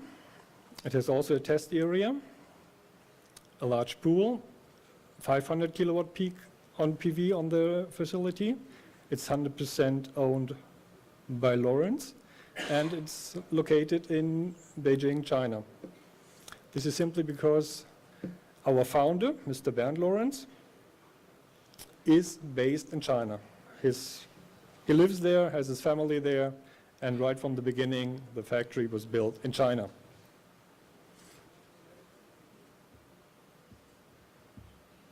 So we are a truly international company. Solar water pumping systems support many of the UN Sustainable Development Goals, directly and also indirectly. The rewards for solar-powered irrigation systems start from food and water aid onto food and water security, and then via economic security to health, stability, education, and well-being. So depending on the country level, it serves all states.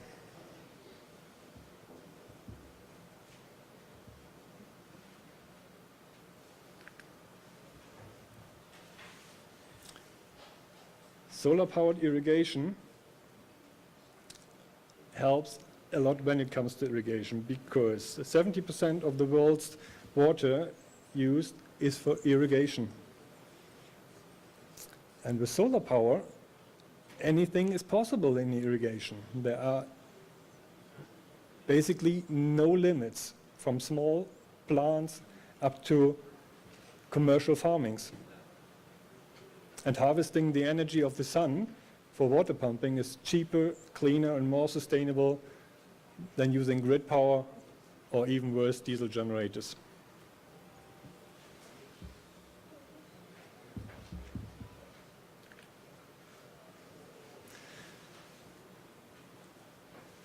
This shows the basic of solar power irrigation. You have a solar array which converts the light to electricity.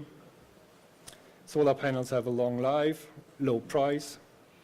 You have a pumping controller which converts the voltage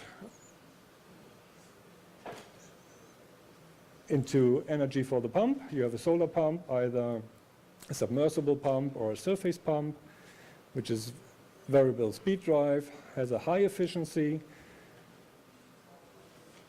The water source could be the pond, a river, a well, a stream, a canal, whatever. And the water is directly delivered to the field. For small system, it's manually irrigated, very simple system, can be used anywhere on this planet. A more sophisticated irrigation system is using sprinklers, for example, to have an automatic irrigation system, which is again then irrigated directly when the sun is shining. also more sophisticated solution than manual irrigation, but still far away from industrial agriculture.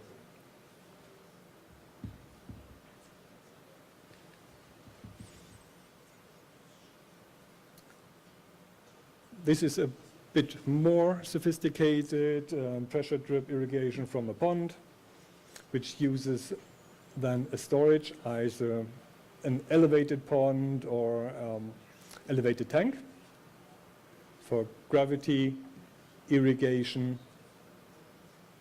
to ensure a constant pressure and constant flow, even when the sun is not shining at full power. Whereas then the storage part is filled up by solar power when the sun is available. These systems need quite some engineering. It's not too easy, but also not too complicated to design them, if you know what you're doing. In cases where you can't have an elevated storage facility for the water, you have the solution of hybrid solar power irrigation systems, which uses the energy of the sun blended with the power from grid or diesel generator. Our systems blend the power, which is more efficient than just switching. Blending power means every kilowatt of solar power is used, and depending on the requirements, so a certain flow or a certain pressure, the additional demand not covered by solar power is then taken from the grid or from a generator. For example, if you start to irrigate at 5 o'clock in the morning, when you don't have sunlight, you use full solar power, or when it's a cloudy day and you have less energy from the sun to meet the pressure and flow demands for the drip irrigation, then it's topped up automatically by the sun.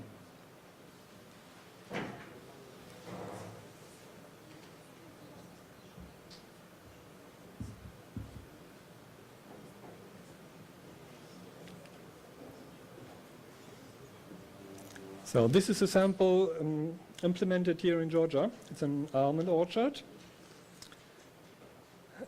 It's on an area of 120 hectares, located between Zabatlo and the village Pirozhmany. The site is located just 3 kilometers from the Alazani River. And despite the proximity to the water source, in the first season, the owners were forced to supply irrigation water to the drip irrigation system using a tank where water was pumped and distributed through the system by 2 diesel pumps, each a capacity of 90 kilowatts, because there's no electricity grid power in the district. The operation of diesel engines on such a power costed the owner a little more than $400 per day, which resulted in $41,500 for 100 days of irrigation per year, which is quite a lot of money. But also not uncommon for such applications.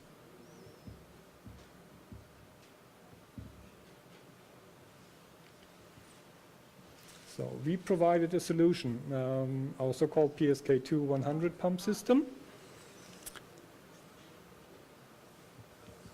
to replace the expensive diesel pumps.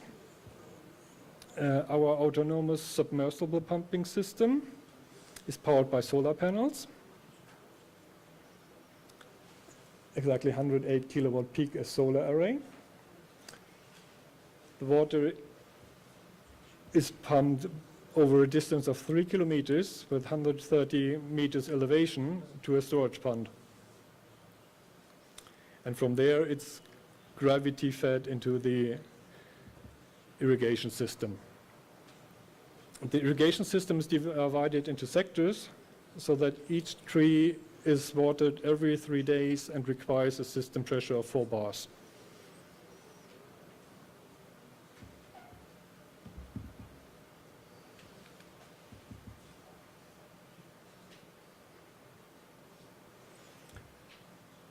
The solar panel array is placed on an area of about 500 square meters near the garden.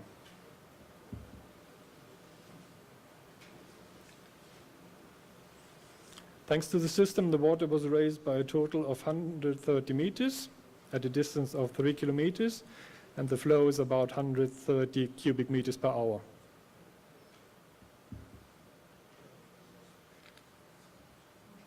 Although the investment of solar panels and the purchase of the pump was almost 3 times higher than the purchase of 2 new diesel pumps, by choosing a solar-powered system, the owners avoided the annual cost of $41,000 of diesel, not including the cost of the diesel delivery and equipment maintenance and so on. Which is in the long term, over 10 years, made it possible to reduce the cost of 1 cubic meters of water from 70 cents to 17 cents. So the cost of 1 kilogram of almond is reduced by 20 cents. And beside that, the project is now CO2 neutral, but also due to the absorption of carbon dioxide by parental plantings, the CO2 negative. So it's good for the environment and also for the money.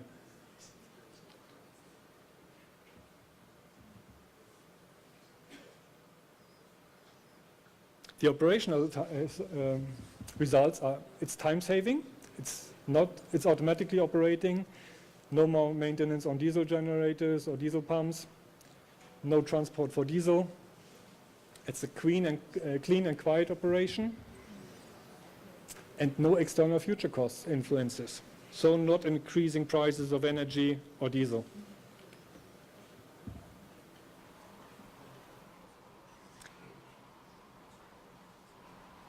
Projects like this are implemented since 30 years all over the world. This is a part in Turkey, quite similar application.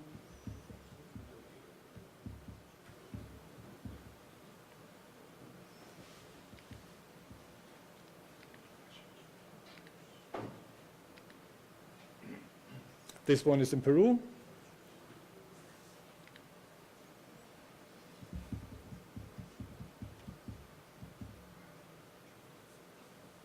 Nicaragua.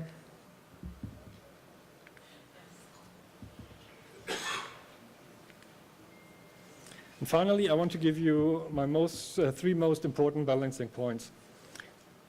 First is the right sizing. Solar pump systems need to be designed and sized for an application. If they are not, they will be too expensive. The sizing is a bit more complicated, but can be properly handled with the right software and knowledge, which is readily available with us and our local sales and service partners, like Helios Energy here in Georgia. Second is measure, monitor, and know. Solar pumps are more intelligent than standard electric pumps or diesel pumps. They're digitally controlled, so adding additional inputs, sensors, and recording data is easy. You can monitor groundwater levels, record water abstraction in the pump controller. IoT and big data allow you to understand what is happening at micro and macro levels.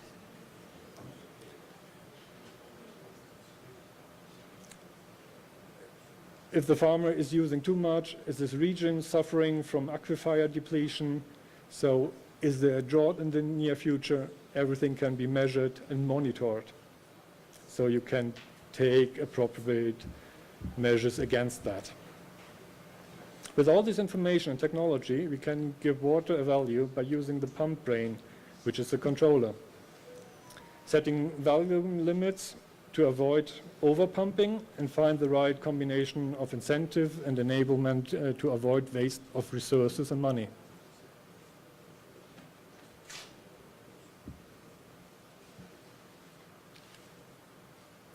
Thanks for the attention.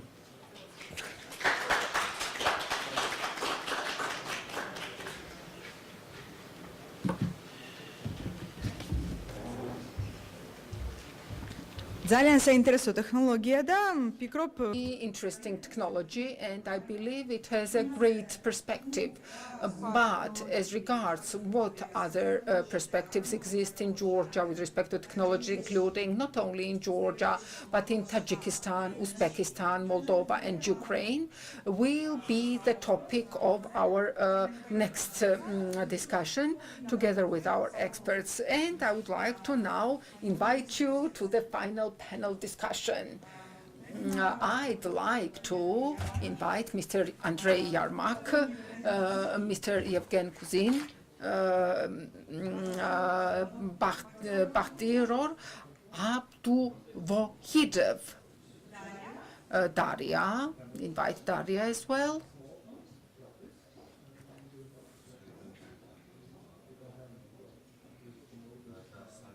For this panel discussion on green digital solutions from various countries.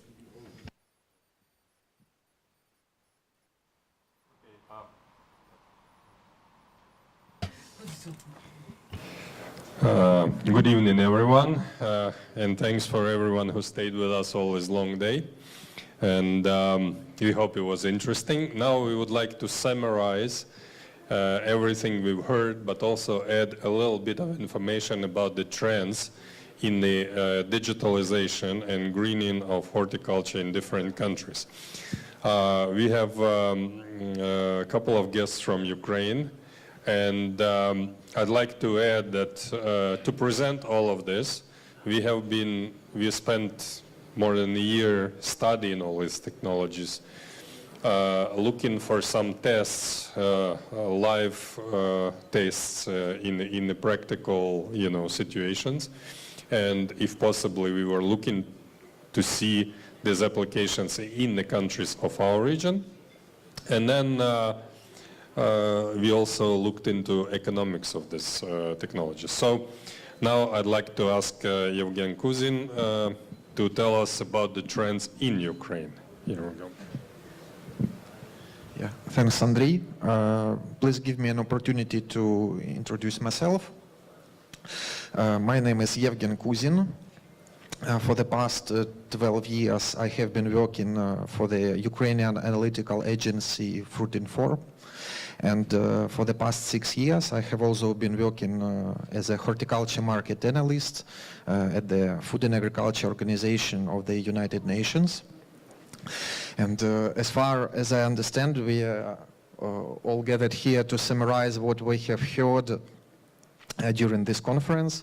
So I would like to say many thanks to all speakers for presenting us various high-tech opportunities which can successfully be used in the countries of our project in the Eastern Europe and Central Asia.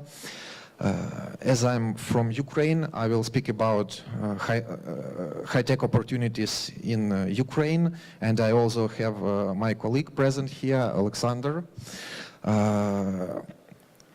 So as we are both from Ukraine, we have decided to divide our short speeches by sectors. I will speak more about vegetable growing, and Alexander will make a short speech about fruit growing. And by the way, it is the fruit growing segment in Ukraine that can be considered the most high-tech segment in the Ukrainian horticulture market, because the Ukrainian vegetable sector lacks such rapid high-tech introduction rates such that are present in the fruit segment.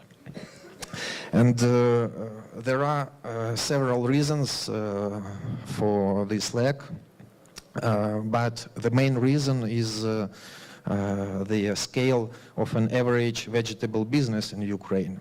Because, for example, comparing the average scale of a vegetable business in Ukraine, if we compare it to the scale of an average business that is involved into, for example, production of corns or any other global commodity sector, we can say that the scale of a vegetable business is rather small. What does it mean for the vegetable business development? A small scale of an average vegetable business means that a sector it is much harder for business representatives to find new investment opportunities to introduce high tech into their business. It also means that the market in vegetables is much more volatile than, for example, the market for other global commodities. I will just complement what Evgeny said. Volatility of the market has a big impact, much bigger impact than many people think, on how you invest in the sector. For example, we have measured for many years the how much price could change on a year for the same product. So what do you think could the price difference be for, let's say, grains? For example, today is what, 25th of April, 2023. Next year on the same day, how different can the grain price be? For example, wheat price. 2 times, okay. How about apples? Wholesale price, not retail price, wholesale price. 10 times? 10% less, okay. And how about vegetables? Yeah, let's speak about onions, for example. Well, cabbage is better. What do you think the difference can be on the same day for vegetables? 5 times. It's pretty close. Actually, for cabbage, cabbage is the worst because sometimes it's worth nothing, sometimes it's very expensive. So for cabbage, we've noticed the biggest difference was 20 times. 20 times on the same day in the same market of the same quality. For fruits, for apples, for example, but apples are not the worst, but for apples you can see a difference 4 times, not 10%, 4 times. So apple is also very risky, but less risky than cabbage. And for grains, yes, it's maximum. Actually, I think 2 times never happened, but 2 times is probably very close to the reality. So it's much more risky to grow fruits and vegetables, and this is why for vegetables, the investors are choosing vegetables very rarely, you know, because it's a very risky business. And this is why most of the vegetable production, most of the investments in the vegetable production are going into the protected environment, because if you cannot protect the market, you can at least protect yourself from other risks. Okay, Evgen. Yeah, thanks. Sorry. Thank you, Andrei. Yeah, and this huge price volatility also attracts a lot of non-professional newcomers to the market and provokes even professional farmers to play the so-called vegetable casino when seasons with extremely high prices are interchanged with seasons with extremely low prices. And on a national level or on a sector level, this means that the sector lacks these high-tech introductory rapid rates. But nevertheless, even in the Ukrainian vegetable sectors, there are some interesting high-tech opportunities. And surprisingly, these are the sectors that have started just from scratch, or the sectors that have faced rather serious challenges in the recent times. Let's say, for example, about the greenhouse business, because the concept of greenhouse business, the concept of growing produce on a locked area with a locked ecosystem already means the high-tech opportunities. And also, we are speaking about the vertical farming in Ukraine. We can dispute a lot, about the concept of vertical farming, but taking into account global reduction of arable lands and global population growth, each project that involves like more height and less area of land already has very interesting high-tech opportunities. And speaking about vertical farming in Ukraine, we can already separate microgreen business from this segment. As in the recent years, the development of microgreen business in Ukraine, so this segment made such a progress that as of today, microgreens are successfully produced on various production sites, starting from professional greenhouses and ending with simple balconies of ordinary apartments.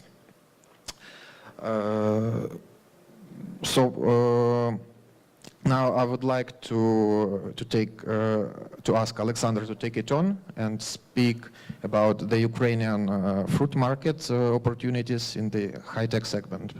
And thank you very much for your attention. Hello, thank you, Evgen.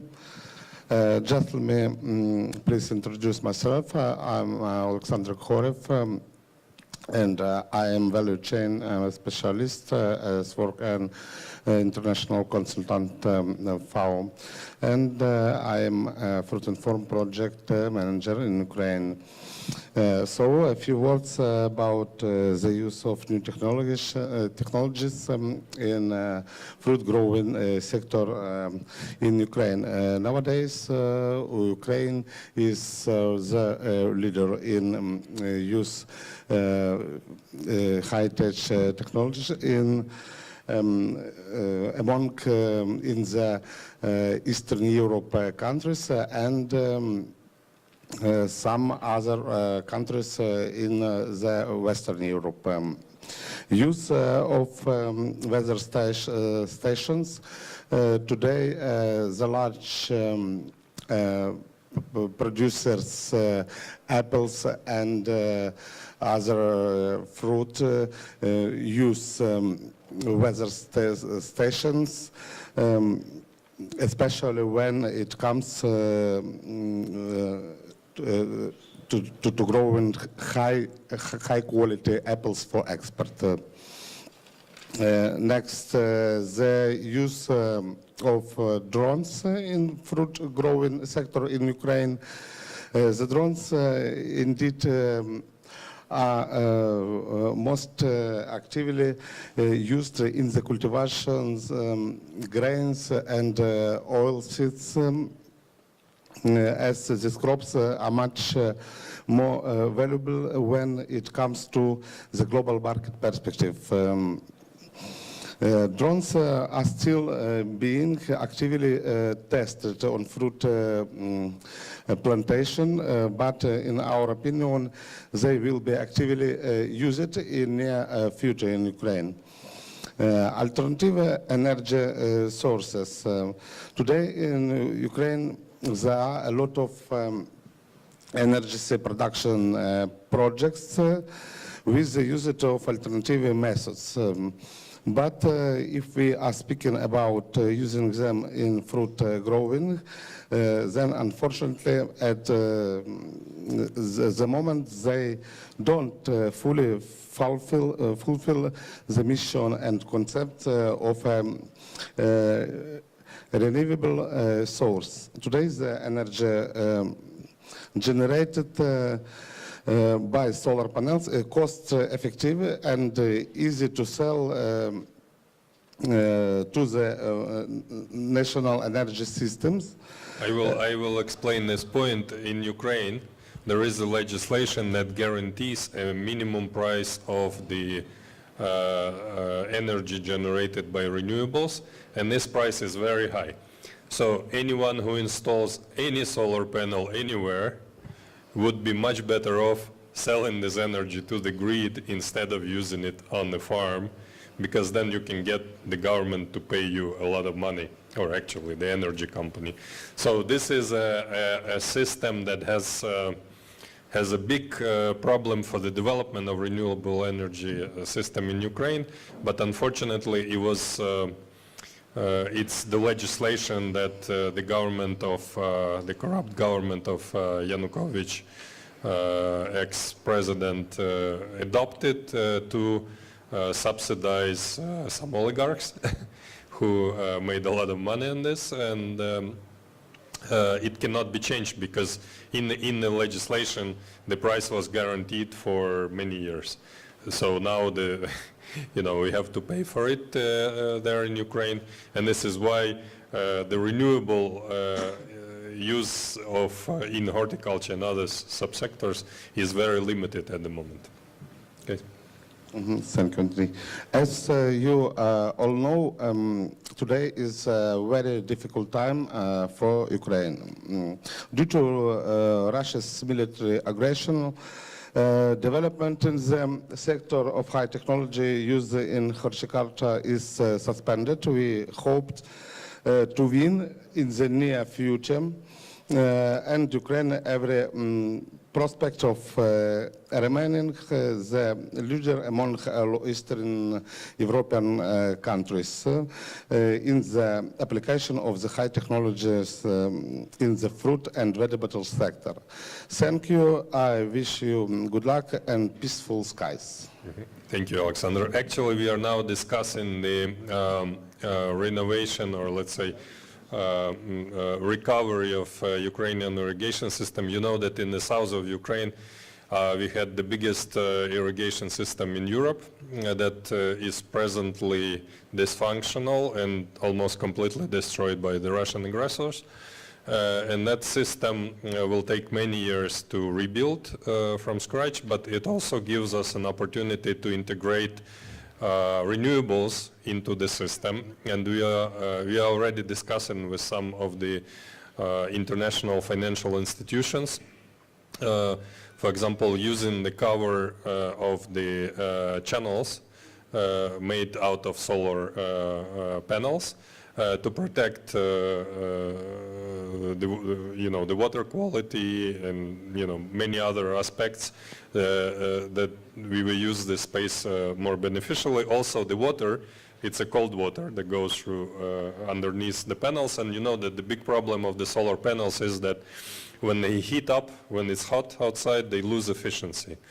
So water flowing underneath is cooling the panels, and the efficiency is going up. So this is one of the projects that we are already discussing, and this would be a use of renewable energy in horticulture as well, because most of this water is used for horticulture in the south of Ukraine. And I'd like to add to the fact that in Ukraine, you've probably seen the onion shock of this year, right? The prices of onions were very high. It's partly because of the Russian aggression, because the production in Ukraine is most of the production, because production was very concentrated in the south of Ukraine. This territory is occupied, so there is no production anymore, and this is about there are different estimates, but I think it's at least 600,000 tons, maybe even more, of onions that got taken out of production system. So there is a big challenge in Ukraine now to move this up north and maybe west, and that means that we will have to install also some drying facilities for onions, which we didn't have to do in the south of Ukraine. Anyways, moving on. Thanks very much, colleagues from Ukraine. Let's jump to Tajikistan. We have a famous gentleman here, Bakhtiyor Abdulwahidov, who is a hero of many films posted on East Fruit YouTube channel. He's an entrepreneur, he's our consultant, and he is the pioneer of all kinds of modern technologies in Tajikistan. So he can give us a quick snapshot of what's going on in Tajikistan with respect to adaptation of modern digital technologies. Thank you. My greeting and big thanks for organizing these events, and thanks to speakers. Very interesting speech was today, and I'm sure I will look and watch YouTube again to fully understand, because some ideas was totally new for me, some need to be updated, so it was extremely interesting. From my side, in Tajikistan also going some trends, and we are using this today presented Hotbird.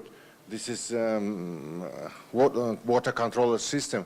So we're using many different brand of also this water controlling system. Personally, I'm using this this system, Hunter.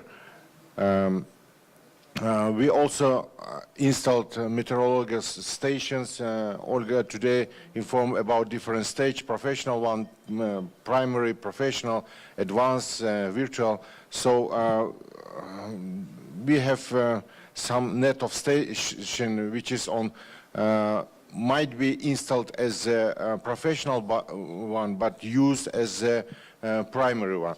But this all meteorological station connected to the state system, so by updating in knowledge and needs, some information could be used on integrated and need some soft to use for like predicting some activity on crop protection.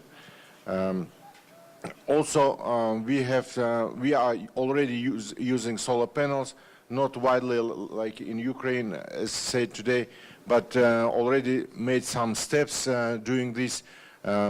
Today I would like to outline some interesting trend which will be future. It's irrigation under surface. And in the situation where in Tajikistan, now we are selling most energy outside the country, and still we, in the winter, do not have electricity in most areas. So this will be some steps to move forward and develop agricultural sector. And some activity going on the growing berries to the pyramid side, some thinking about vertical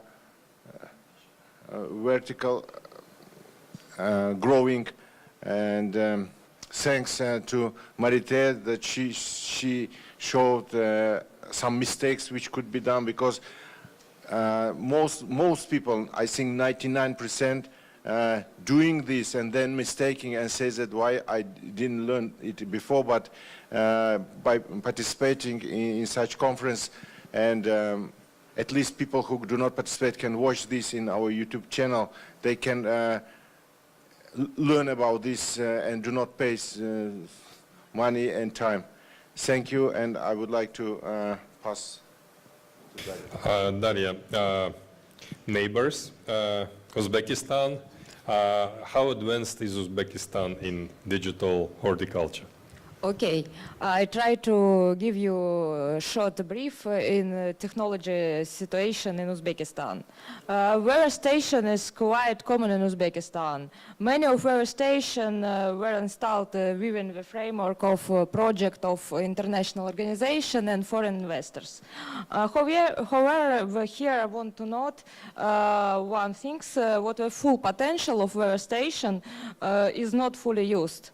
It's turned out the situation installed and forgotten why. The import of drones and quadrocopters into Uzbekistan has been banned since 2015, except in special cases at the discretion of the Cabinet of Ministers. Legal entities can import and use drones for own purpose, but only with special permit. Now this right is mainly used only by agriculture. Starting from November 2021, drones with a takeoff weight up to 100 kilograms can be used for agri-technical activities. Jazak Organic Livestock Clusters pioneered the use of drones for field mapping, crop growth monitoring, disease diagnosis, and pest control.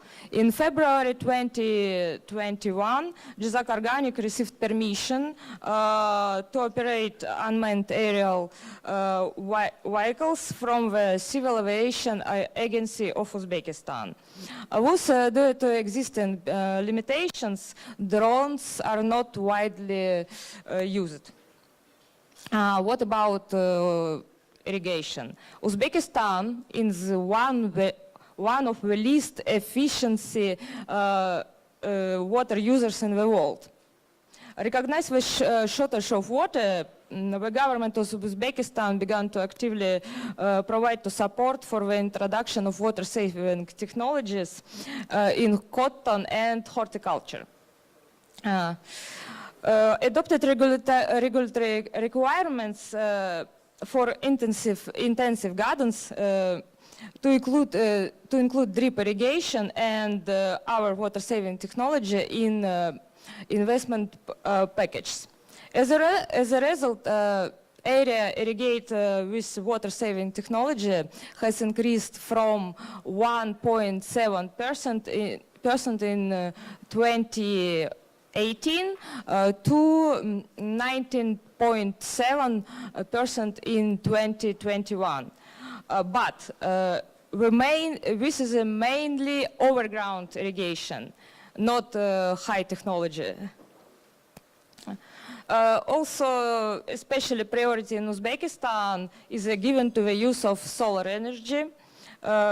Uzbekistan has an average and 330 sunny days per year, and potential of solar energy is huge and should be used more effectively. That's all. Thanks very much. I've seen a lot of innovation in Uzbekistan when traveling around, and I think irrigation is probably the area where you would see a lot of advancement there, because that's that could change the whole agriculture of Uzbekistan if properly implemented. Okay, we now also have, in our project we also have Moldova, and in Moldova, Moldova is a very special country. It's actually the biggest exporter of, was the biggest exporter of fruits and vegetables among these countries in the region until Ukraine overtook it about 3 or 4 years ago. But it still is a very, very large exporter. And I mean, Uzbekistan is bigger, has always been bigger, but consider Uzbekistan as a separate case.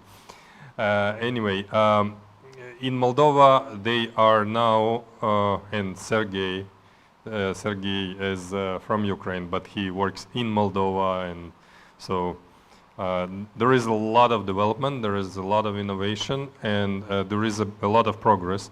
I think the best thing that happened to Moldova was last year's problems with access to the Russian market, which stimulated the development of innovation in horticulture of Moldova.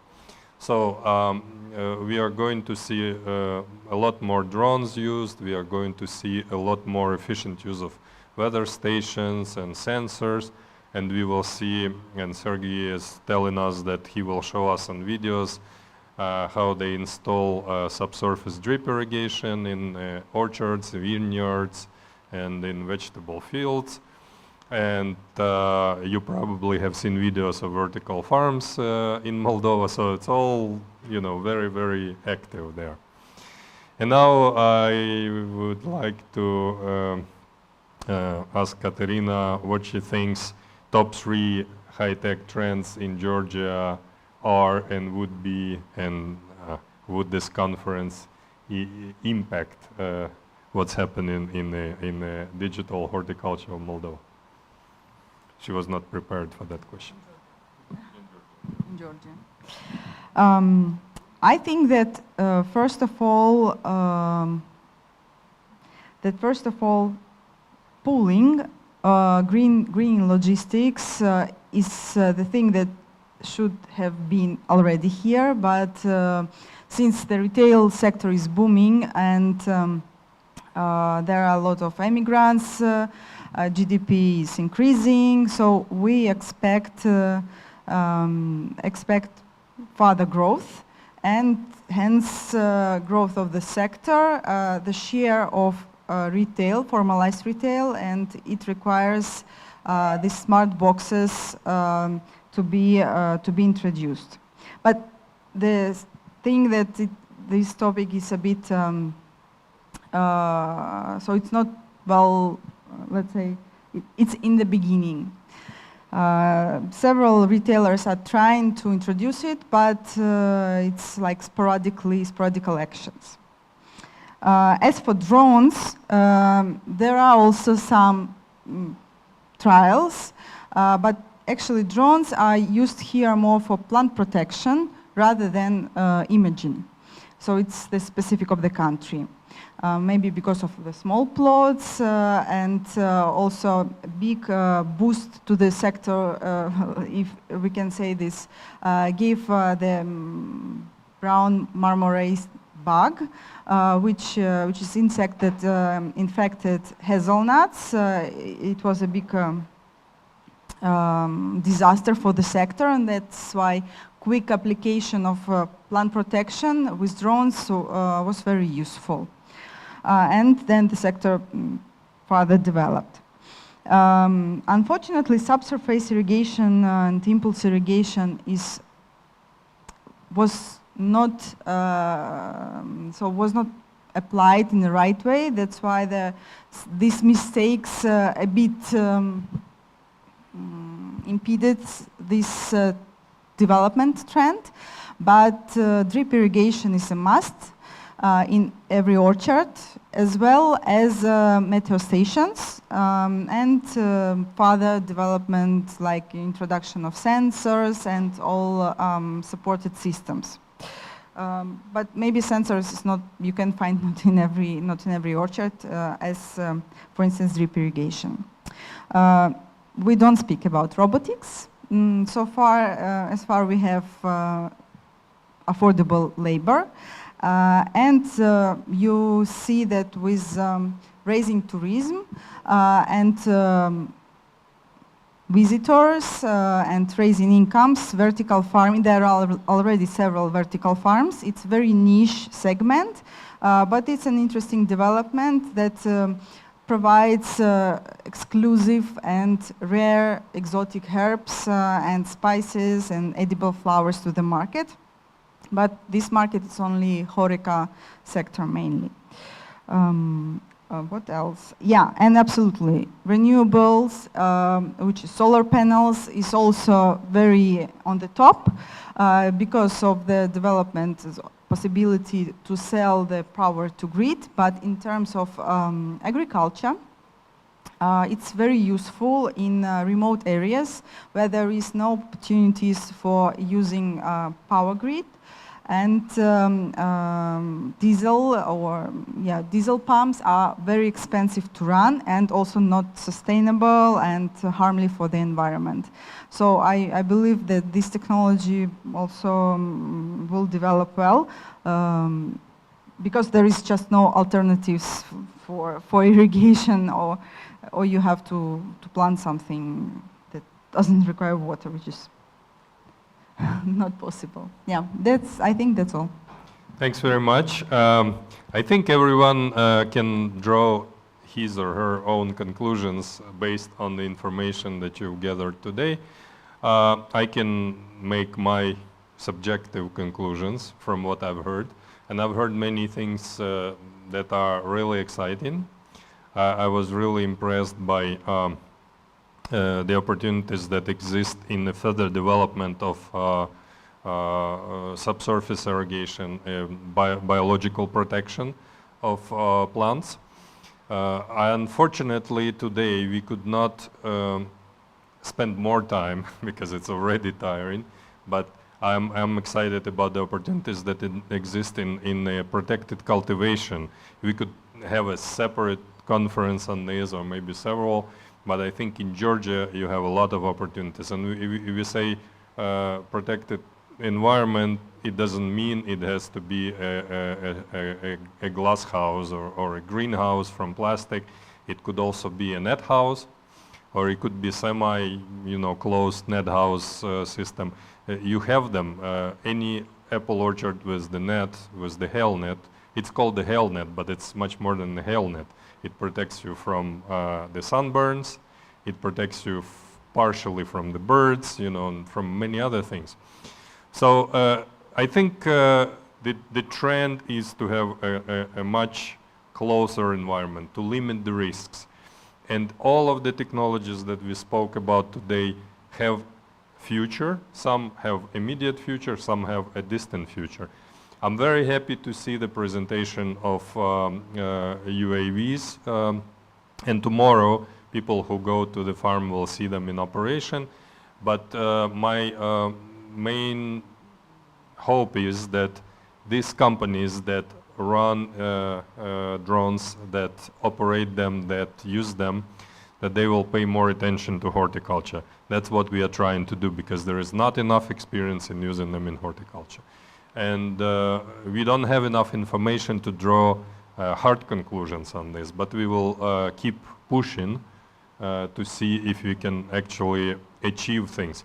If people don't know anything or much about drones in Holland, Netherlands, or in Italy, it doesn't mean that we shouldn't know either. We could take the first step and be the pioneers of understanding these technologies, and that's what we are trying to do here in this project and in general.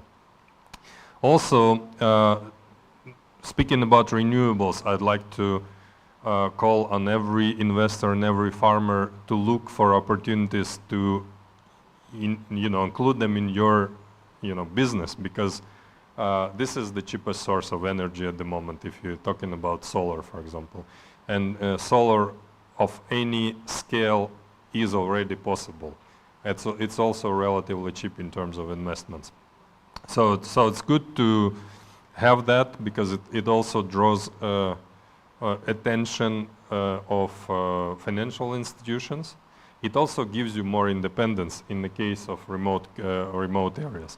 In some countries like Ukraine, Uzbekistan, it's very, very expensive to connect to the grid.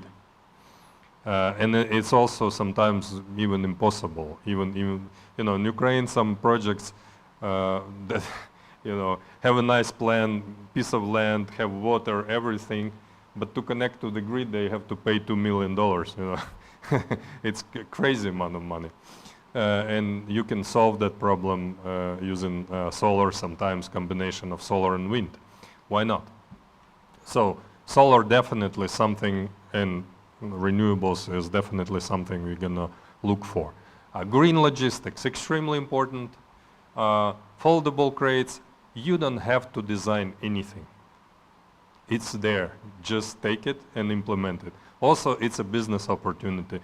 Whoever gets there first in Georgia is going to be running this business.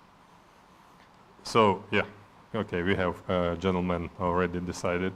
All you need is probably, I don't know, Fedor doesn't stay in the room, but I'd say maybe €1 million would be enough to start the business in Georgia.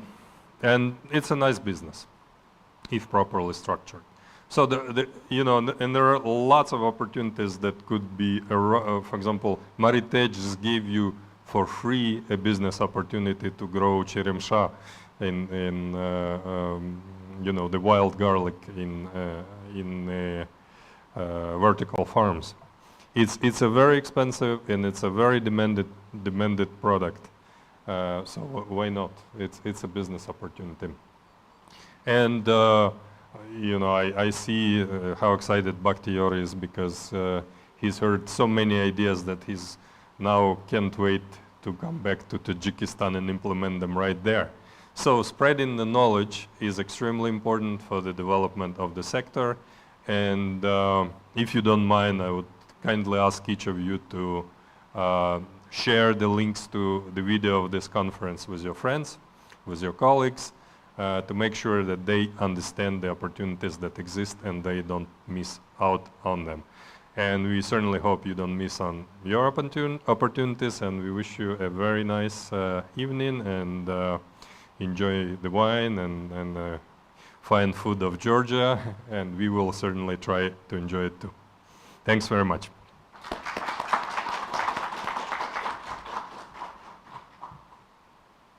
უღრმესი მადლობა ყველა მონაწილესთვის.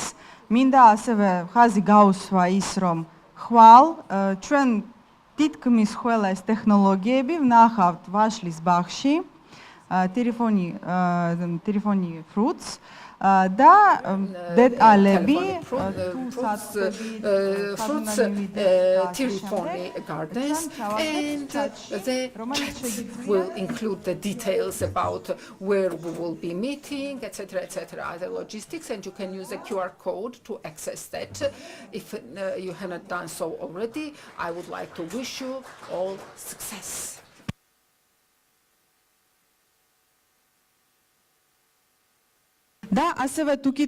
And if there will be any questions, you can use this chat to send these questions, and we will be translating them for our speakers for them to be able to address and respond to them.